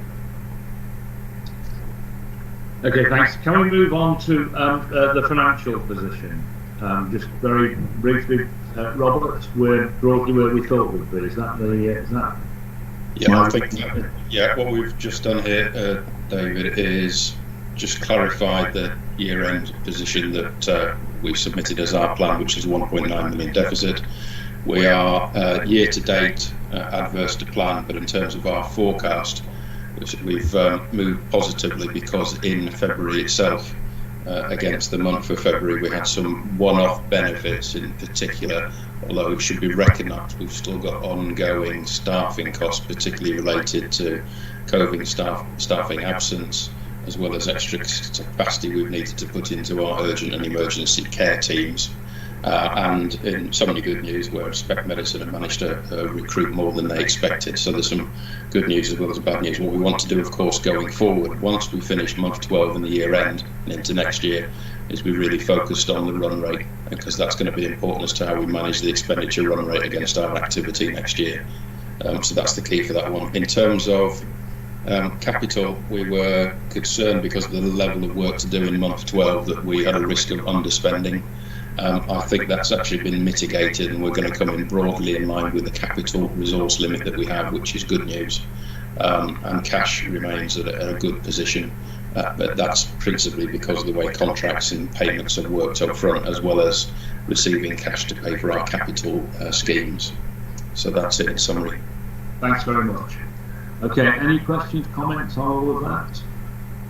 Okay, thank you very much. We take that for assurance. Let's move on then to the committee assurance reports.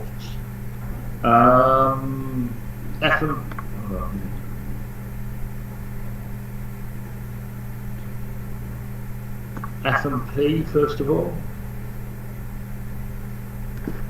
Thanks, David. I think the majority of time we spent on the 22-23 plan because the previous year's already gone.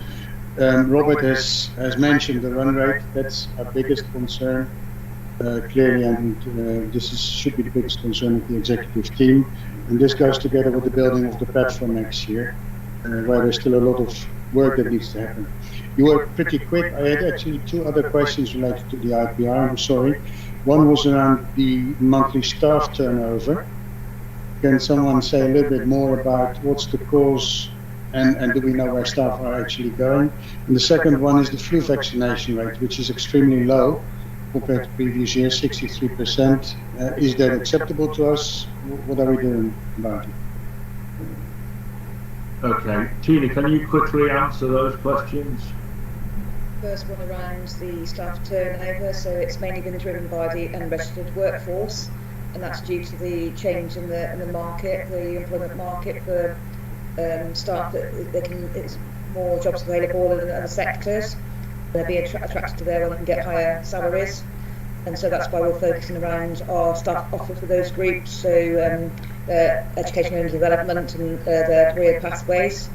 So that's the main driver, Richard. We also, because of the changes to pension this year, have seen a number of retirements, particularly in March as well.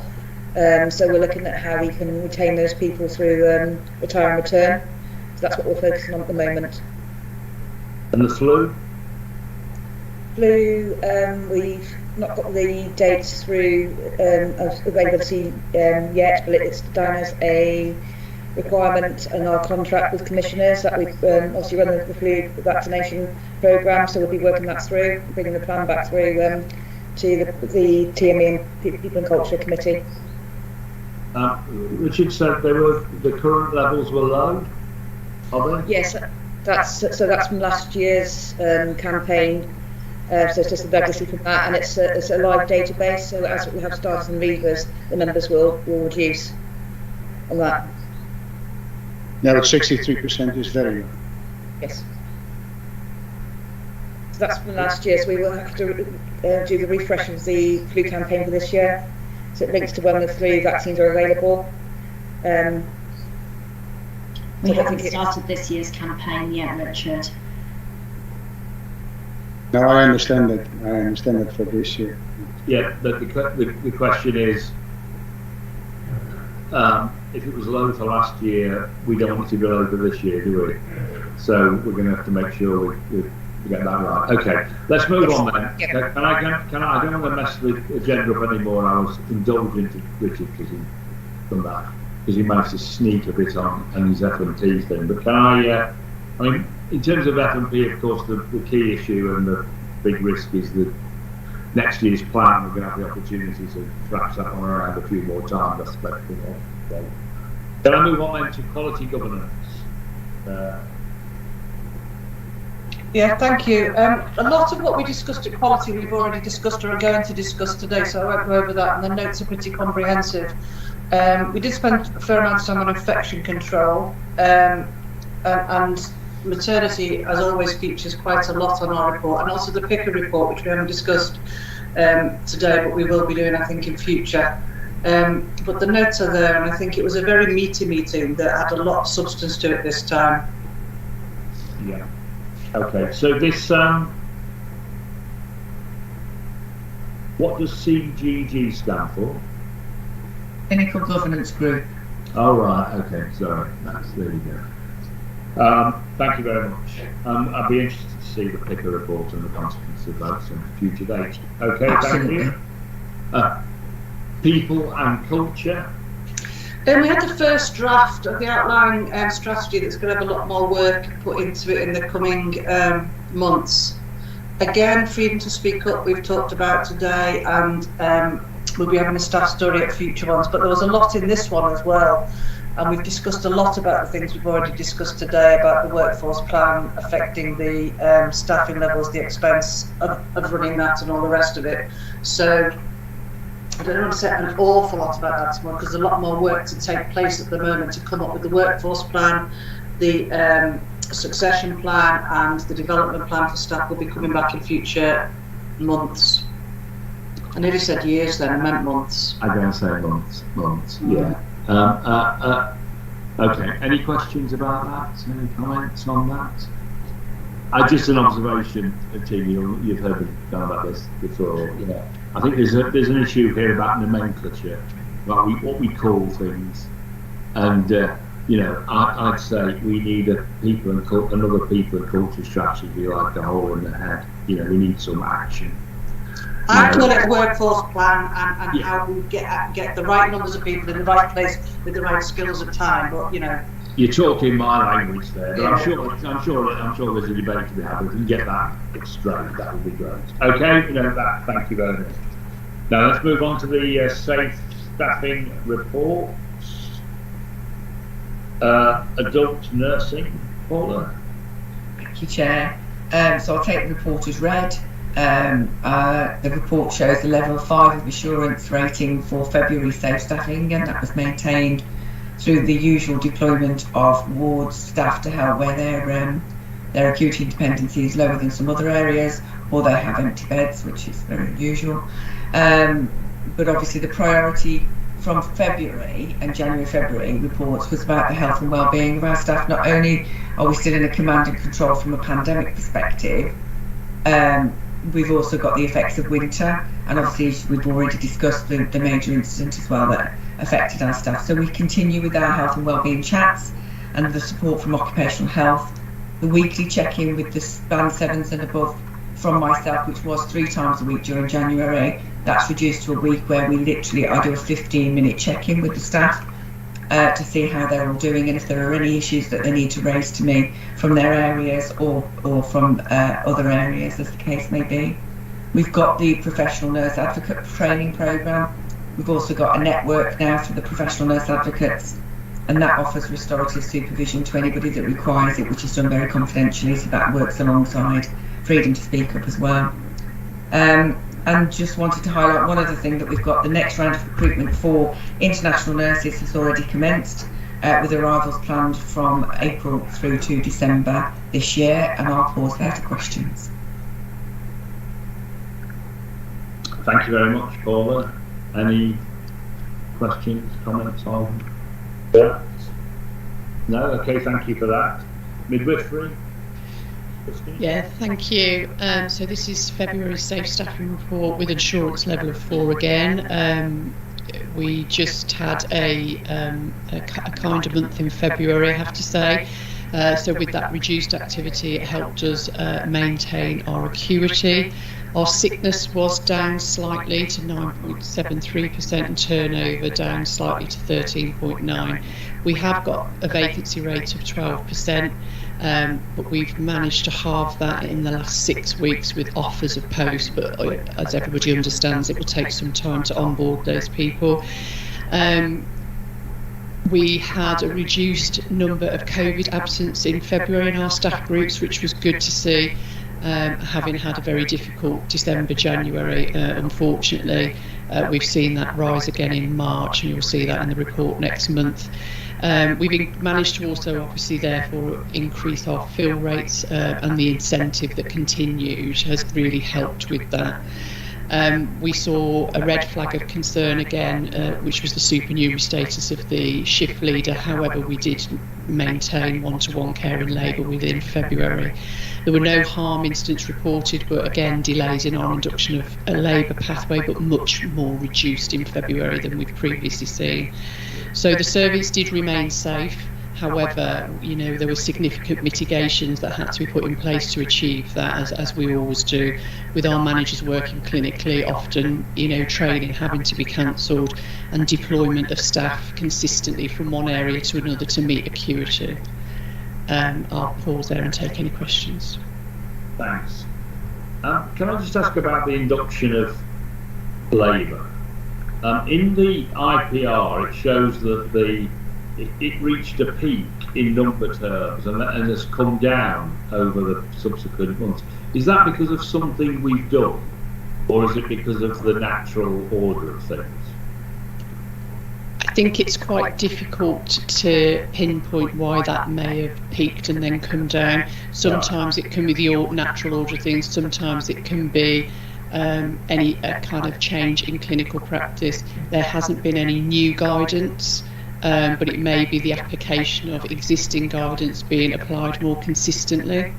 Yeah, I mean, there was talk, wasn't there, about us being particularly off guidance in relation to induction. And have we put that right? Is that what we're seeing here, do you think? I think that might be part of the improvement, yes. Yeah, it would be helpful just to know that. Anita? Yeah, thanks, Chair. Justine, obviously maternity services have been very much in the news of late with the latest Ockenden report. I just wondered what your sense was of morale on the unit, and whether all of this publicity is having a positive or indeed negative effect on how people are feeling. Yeah, so as we know, the report came out last Wednesday, and Paula and I had a drop-in session with the staff on Wednesday afternoon just to consider some of those things that you've just highlighted, Anita. Obviously, there is quite a lot of negativity around maternity services, and within the press we do seem to be quite aimed at as midwives as a particular issue. However, I have to say the team was subdued, I think is probably the best word to use. They very much saw it as an opportunity for improvement, a kind of springboard to move forward. I don't think that people have had an awful lot of time at that point to read it in any depth. But I do think, you know, as ever, these things do tend to have a negative impact on morale, and we'll continue to, you know, support the team as best as we can.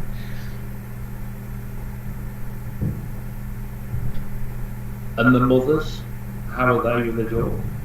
is there is it their anxiety increasing or?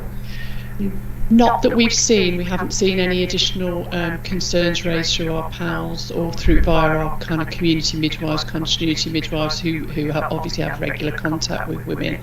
And again, when Paul and I did a walk around on the unit the following day, we talked to a number of parents in our transitional care unit, asked them about their care, whether they had any anxieties about their care. We didn't particularly reference the report, but nobody actually raised any concerns and actually were very happy with their care, and didn't want to tell us anything where they felt we could make an improvement during that time. So not that we've... okay. I mean, this is obviously impressionistic and there's no science to it, but clearly we're all anxious that the mothers are, are reassured, or whatever the right phrase is to do that, and the staff are kind of, being properly supported through all. Yeah. Okay, let's so we note that. Thank you very much for that. Let's move on then. Well, the Ockenden report, and this is the first one. The first report. And a report from our compliance to that. Justin. That's right. So Ockenden 1, just to remind everybody, was published back in 2020. We were required to provide an initial feedback on the 7 immediate actions, and you can see that embedded within the report. A first submission of evidence for the entire recommendations was submitted in the summer of 2021, and that's contained within the report as well. Further assurance was requested in February of this year back against just the immediate 7 IEAs, and more recently we've had a request to resubmit based on the full number of recommendations by the end of next week. So the report, we offer an assurance level of 6 because we're able to demonstrate compliance with 92% of the Ockenden recommendations. But within this second and subsequent request, we've been asked to look at the Kirkuk recommendations from back in 2016, and we're able to show compliance against 81% of those recommendations.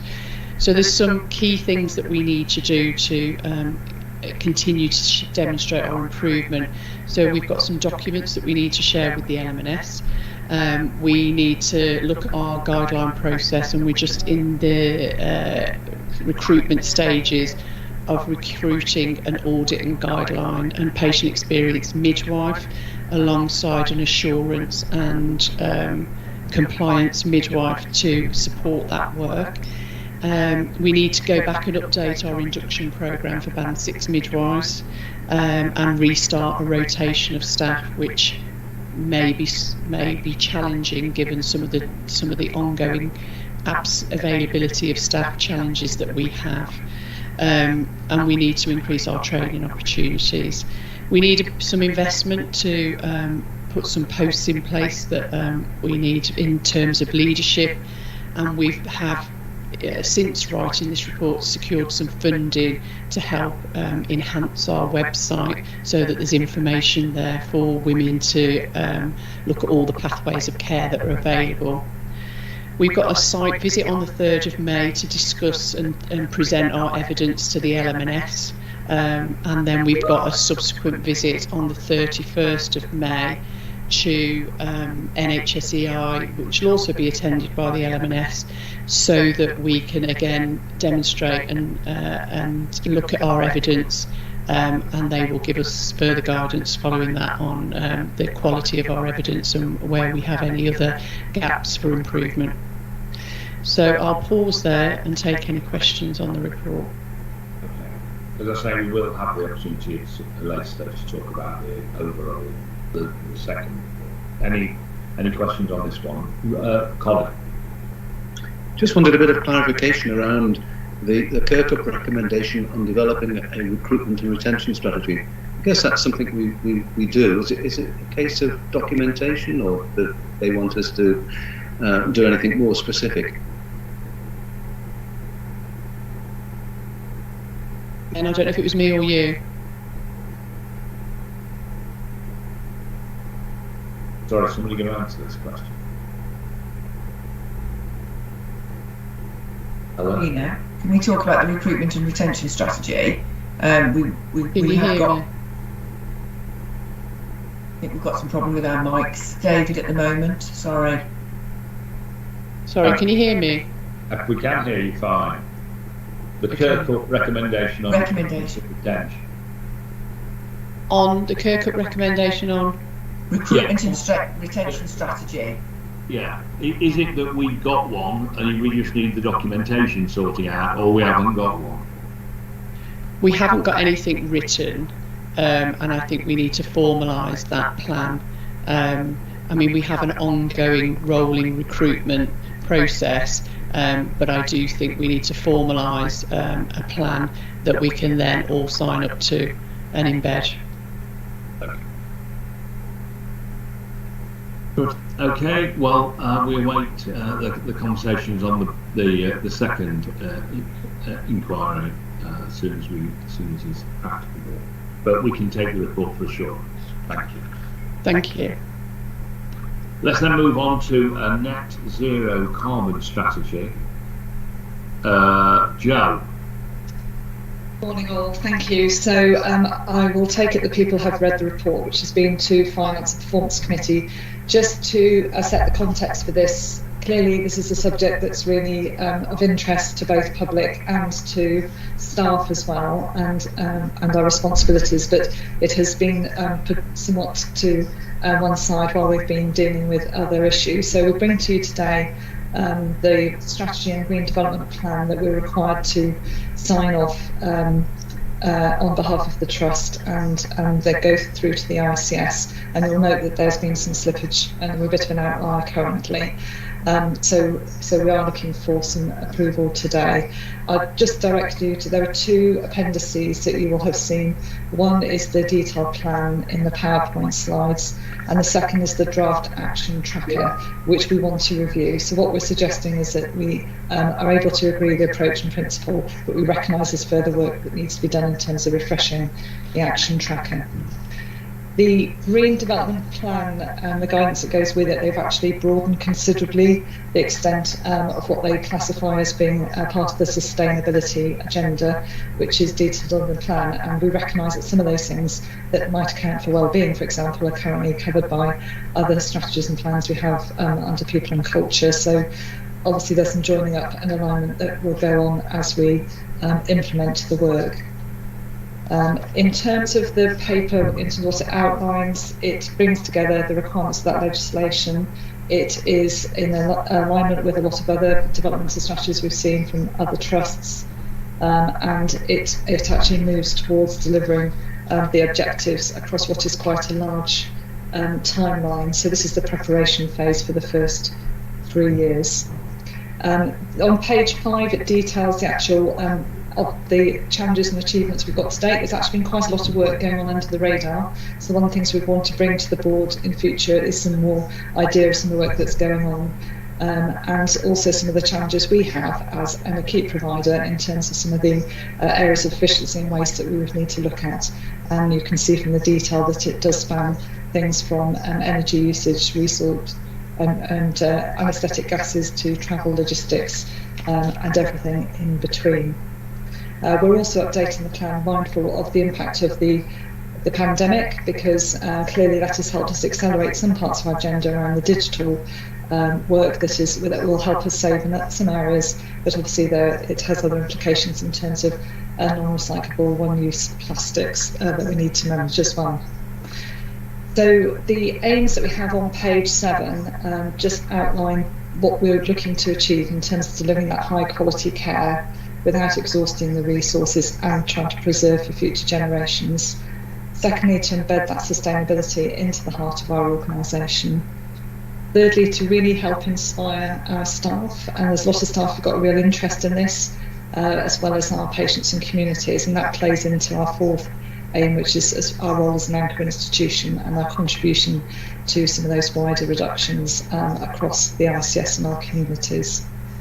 The paper just goes on to outline what some of the deliverables and benefits will be, and as I say, that's where there's further work that needs to be done. And then there is a detail in the appendices which gets into more detail about some of the actual programmes and areas of work with the themes that I don't propose to go through today. So you're asked to note the requirement this morning. Just note that we're currently in outline, so we are looking to have approval in principle for the approach that we're taking, and just endorse that we'll bring something back through F&P probably at June time with a more detailed action plan. Thank you. Thanks, Jo. Simon. Thanks very much for that introduction, Jo. And as you say, it's the beginnings really, and we look for the more detail coming later on, and that we are a bit of an outlier for whatever reason where we should be. What are we looking at in terms of trusts that have been doing this for a long time, perhaps better than us, to learn from what they've been doing?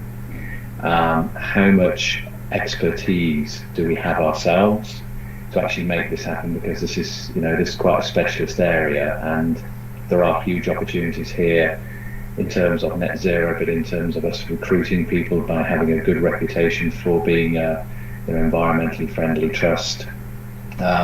And then another question that I think I'd asked you before when we were in finance and performance, about how much more of what we generate can go to the combined heat and power place at Hartlebury, because not everything, in fact I don't think much at all from Hereford and Worcestershire these days goes into the ground. A lot of it goes to generate power that's then used. So whether there's some of our domestic waste that we've got identified that's currently landfill, whether there's more we can do there, but good start. And certainly at Finance Performance we look forward to seeing the actual deliverables that come out of this and measuring the progress as we're actually making progress on this. And the old adage, what gets measured gets done. I think this is very important here, that we actually measuring what we're doing. Thank you, Simon. Chair, if I might respond, because they're three really useful, helpful, the right questions. So the first one, in terms of the learning, so we're part of the ICS Green Plan group, and actually within our ICS, Wye Valley Trust have done some really quite progressive work in terms of developing their energy, particularly from an energy saving perspective. So we're having active discussions with them. Likewise, the Health and Care Trust have invested. They've secured some funding for other work in reducing their net carbon zero. So we have those. We're making those links. We also have the Wider Improvement Collaborative, which we're talking to as part of the SWIFT group to see what else is about. So we've got those active links. But I think the second point you're making in terms of where the specialisms are, I think that's one of the things when the new Director of Estates and Facilities arrives. It's a conversation we probably need to have internally to think about actually what is the resource that might be needed to make sure this does happen. I think you can probably hear from what I said, the agenda has broadened, so it's not just within the remit of estates and facilities, but clearly there is some. I think it's only when you invest in a specialist to help take the work forward, then we will realise the benefits. And I'd also extend that to some of our supplier. So some of our suppliers are actually quite interested in terms of they have an eye into where some of these gains can be made as well. So work to be done in that area. And your third question I can't answer from a technical perspective, but I have put it on Matt Lewin's agenda, and he's doing some thinking around that whole heat and energy resource. Thank you. Jo, who's in charge of all this? Is it you? So I said I would sort of pick up trying to bring this plan through the board, because just with the it has traditionally been an estates and facilities function. But so there's something we need to think about as the Director of Estates and Facilities comes in to work out where it should now sit. But we do have a sustainability lead who sits in the estates group under Ray, who's been leading on developing the plan work to date. Right. Okay. Anita. Yeah. Thanks, Jo. And as you say, I mean, we're at the beginning, but I mean, it's a good start here. I think Simon's already raised one of my questions, which was about partnering and learning from organisations that are further ahead than us.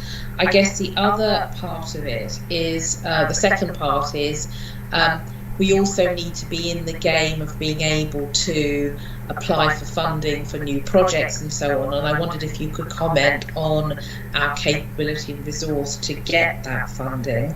And my third question is, I note you say that you'll be coming back in June with more detail and an update. I guess my slight anxiety is that we've got a lot of capital work going on at the moment. I would hate to think that we are taking decisions today that might end up being deleterious to our overall sustainability and net zero agenda. So I wondered if you could just comment on our ability to influence actions and decisions today to make sure that even before we get our formal full plan, that we're actually taking this stuff into account right now. Thanks. Thanks, Anish. Just taking that second point first, I think actually there's less of an issue with the new capital schemes because they have to all comply with all the new legislation and the green requirements, is my understanding. Robert's nodding, thank you, Robert. And actually our suppliers, as part of their being able to supply to us, also have that requirement. So I think that is less of an issue. To your first point, which I think was in terms of the capacity to do this, I think that is one of the challenges we need to think about in terms of making sure that we do resource this and to enable the work to be done. Because I think that you're right, access to the funding we talk about the oven ready projects, don't we? So we need to identify what the potential ones are coming up and how we can best access those.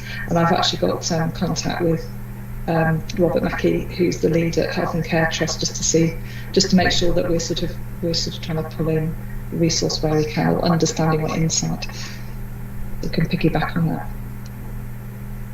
Okay, Sue. Hi, thanks, Chair. Joe, just I noticed on page 8 you do talk in your governance that you're going to engage staff, service users.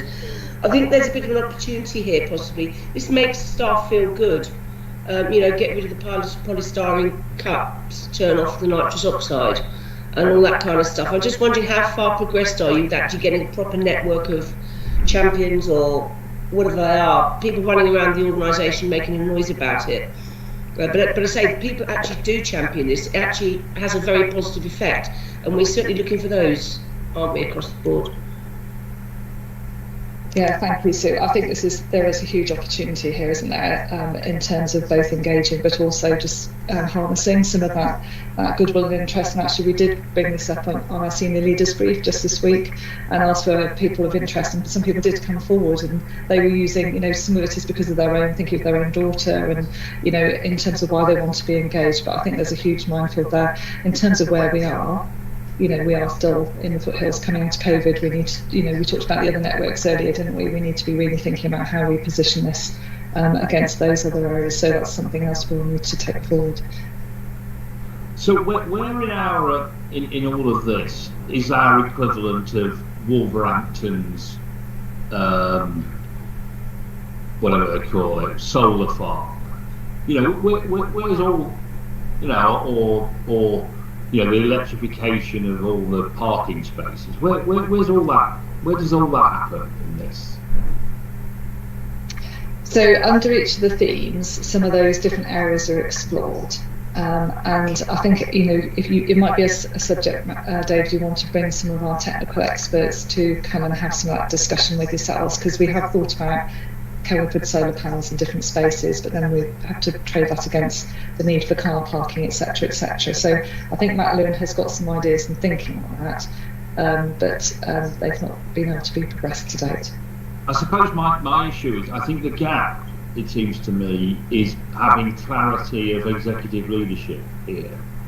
I just think we need, somebody needs to lead this.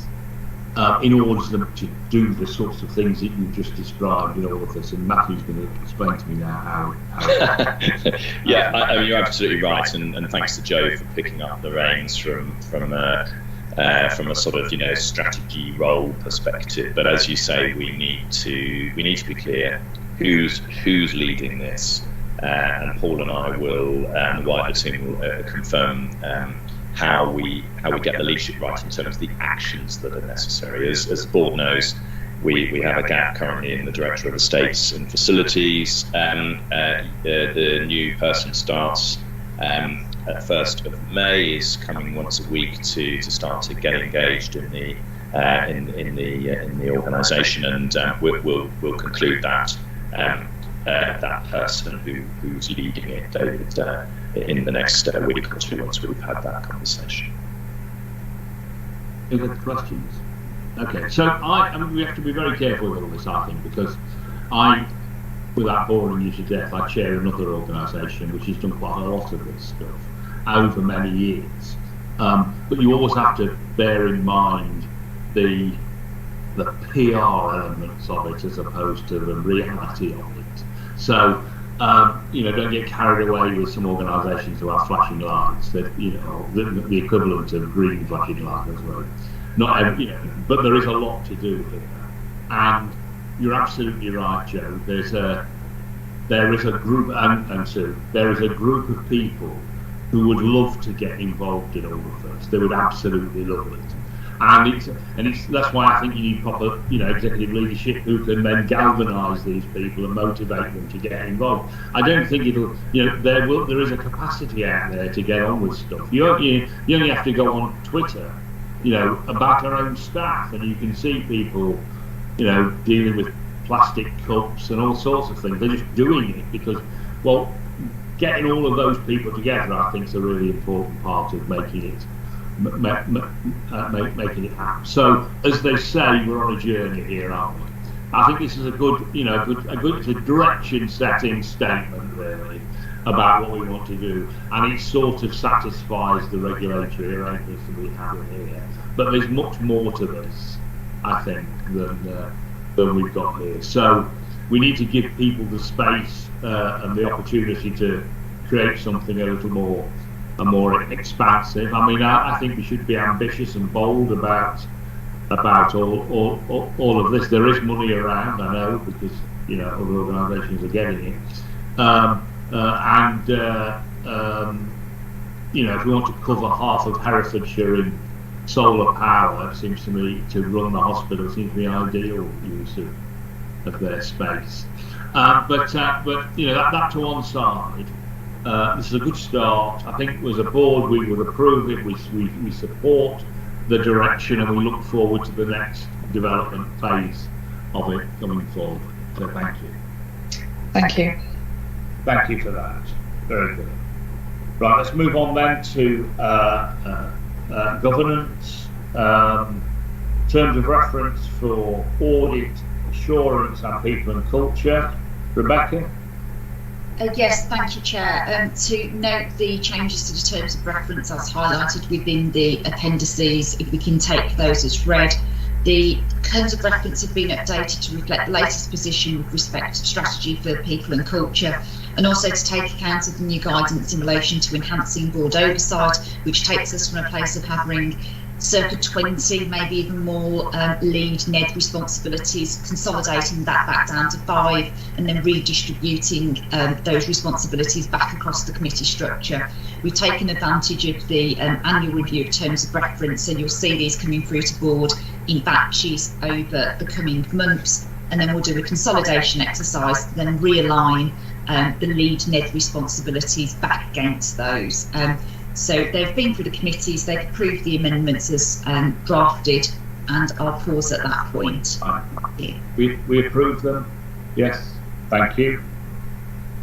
Right, Audit and Assurance Committee report. Anita? Yeah, thanks, Chair. I'll take the report as read. I think we've seen a few things. I think the thing I want to highlight to the board is we are about to start the main work on our external audit, and after that the value for money work. Clearly, at the end of last year's value for money audit, we were left with some recommendations.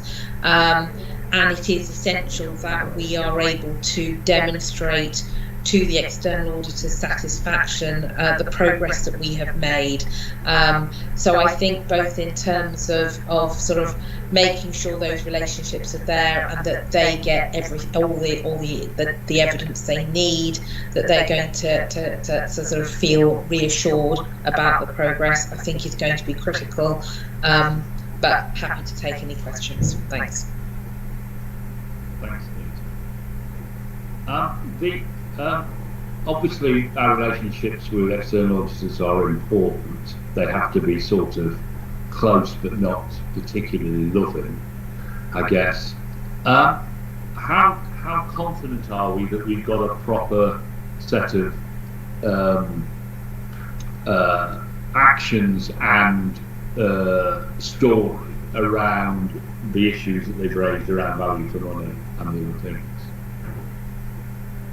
I think that's for me, David, if that's all right, as the lead. So there were a number of key areas that they had picked up, which we know have been well highlighted to us in four. One is workforce strategy. I think we've done an awful lot of work on that, as you've just discussed, the people and culture strategy. We've got the better people performance. So, we've got the estate strategy that we're going through, as well as a review of some of our benchmarking by an external consultant on that as well. And then we've got a lot of work, obviously, on data quality that's very much led by Vicky's team in performance management. And we know that we've been looking at things like GIRFT, which was another area that we needed to sort out. So there are four main things, or three split in, with one of them split into two elements, that I think we've got elements that we can demonstrate progress. I'm meeting with them tomorrow to actually just set it out, because it's wider than just what they raised in previous years. It's very similar to a use of resources review, and that's something that through Rebecca we've trialled at most of the major committees, including TME, and now this is about, as you say, with the responsible exec directors in particular, is setting up a series of meetings so that we can actually just go through the evidence, as well as understand any areas that they want to further debate, because I think we have made progress even during such a difficult year of COVID, and recognising we've only had this information since September. So because of the delay last year, I also spoke to their director, local director who looks after us last night, and I'm setting up with Anita and Matthew for a meeting with the regional or public sector director, because I think, as you say, it's important to have that relationship reset to a certain extent, if that's okay. Yeah, fine. I mean, and if you need to wheel out the slightly decrepit aged chairman, I'm happy to help in whatever way I can. And he said, are you okay with all of that? Is that, how confident are you? If 10 is completely confident and 1 you're terribly anxious, where would you put yourself? I can see Colin smiling there. It's a sort of like years of audit hate, but I think, I'm not sure I can put a number on it. I think that no. I think it's a situation where I do believe we have done a lot of work. I do believe we haven't necessarily been good at demonstrating that to the auditors. And I do think, or indeed actually to Audit and Assurance Committee, we haven't always had the evidence there either. And so I think the jury's out to some extent on this, but I do think there's progress. Whether it's been enough to satisfy them, I think it's all about what we do now in the next month or so, in my view. That's going to either calm them down and make them think it's all fine, or it's going to get them very concerned. And I think that it's all about the next 1 to 2 months is when we're going to find that out. Okay, I slightly worry when people tell me the jury's out, in the sense of that seems to indicate that there's nothing more you can do. But there seems to be, there is quite a lot more we can do. Oh, absolutely. Sorry, no. And are we clear what that is? Yeah, I think we do know what needs to be done as an organisation. I think it's about actually now delivering that and delivering it and understanding. I think part of the thing that concerns me is I think we haven't always been good at understanding what sort of evidence they're looking for. And I think it's really about really resetting that relationship, working out what they're going, what the model answer is, and then making sure that we can deliver that. Okay, Matthew. Yeah, thanks, Chair. I agree with Anita's comments, and Robert and I met yesterday and spoke about this as to try and get as much clarity on what the key lines of inquiry actually are, so that we can answer the question that is being posed. I suspect this has been sort of squeezed out by everything else that is on the table to deal with. But the focus over the next month will be putting all of those various strands together to make sure that we've got clear evidence that we can respond to the key lines of inquiry once those are absolutely clear to us. So I'm suspecting that that will be a helpful conversation tomorrow, and we can follow this up on Monday. Thanks. I mean, the stakes are quite high here. We do not need to get into a load of problems with the auditors around this, do we? But you know that as well. Okay, thanks very much for that. Trust Management Executive. Yeah, thanks, Chair. Two meetings reporting back on, as you can see, lots of papers coming through to the various subcommittees for approval. So nothing particularly to highlight. Happy to take any questions, but you know, most of these elements will be familiar to people. Thanks. It says on my notes here, hand over to Anita. But I don't know whether Anita's now decided to be the chief. Yeah. Apologies. It's all right. It's got my notes here. Unless you want to tell us something, Anita, you okay. Sorry, I mean, all I would say about it, these are big agendas with lots of stuff on them, aren't they? Yeah. There's lots going on. Yeah. Okay, thank you very much. Any other business? No, there is none. Thank you very much for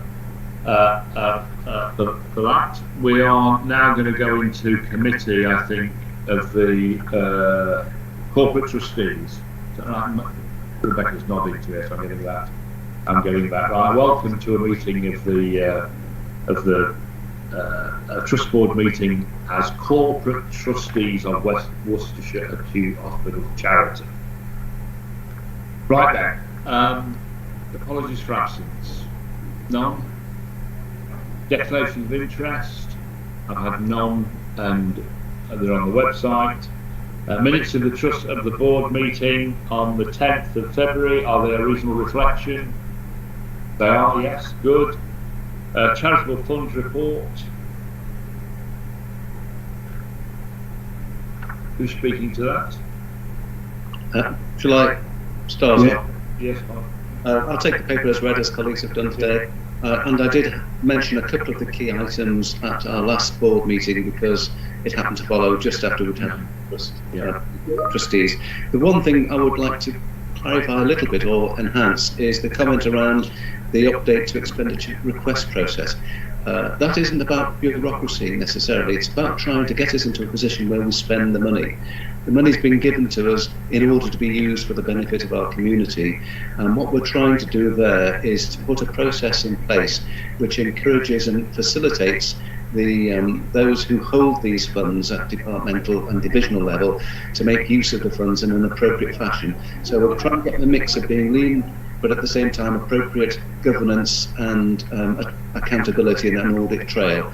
There's a bit of further work to be done there, but I think it's the right thing for us to be doing. Absolutely. Yes. Good. Okay, any questions?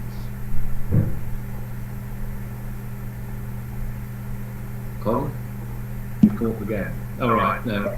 Okay, well, thanks very much for that. We note that report. Any other business? No, thank you. That's the end of the that's the end of the meeting in public. Can I thank everyone for attending the meeting, and particularly those of you at home who have been huddled around your laptops watching it, particularly in Bury. Really nice to have you here. You should be very proud of your daughter. Anyway, let's thank you very much for all of that, and we'll meet again in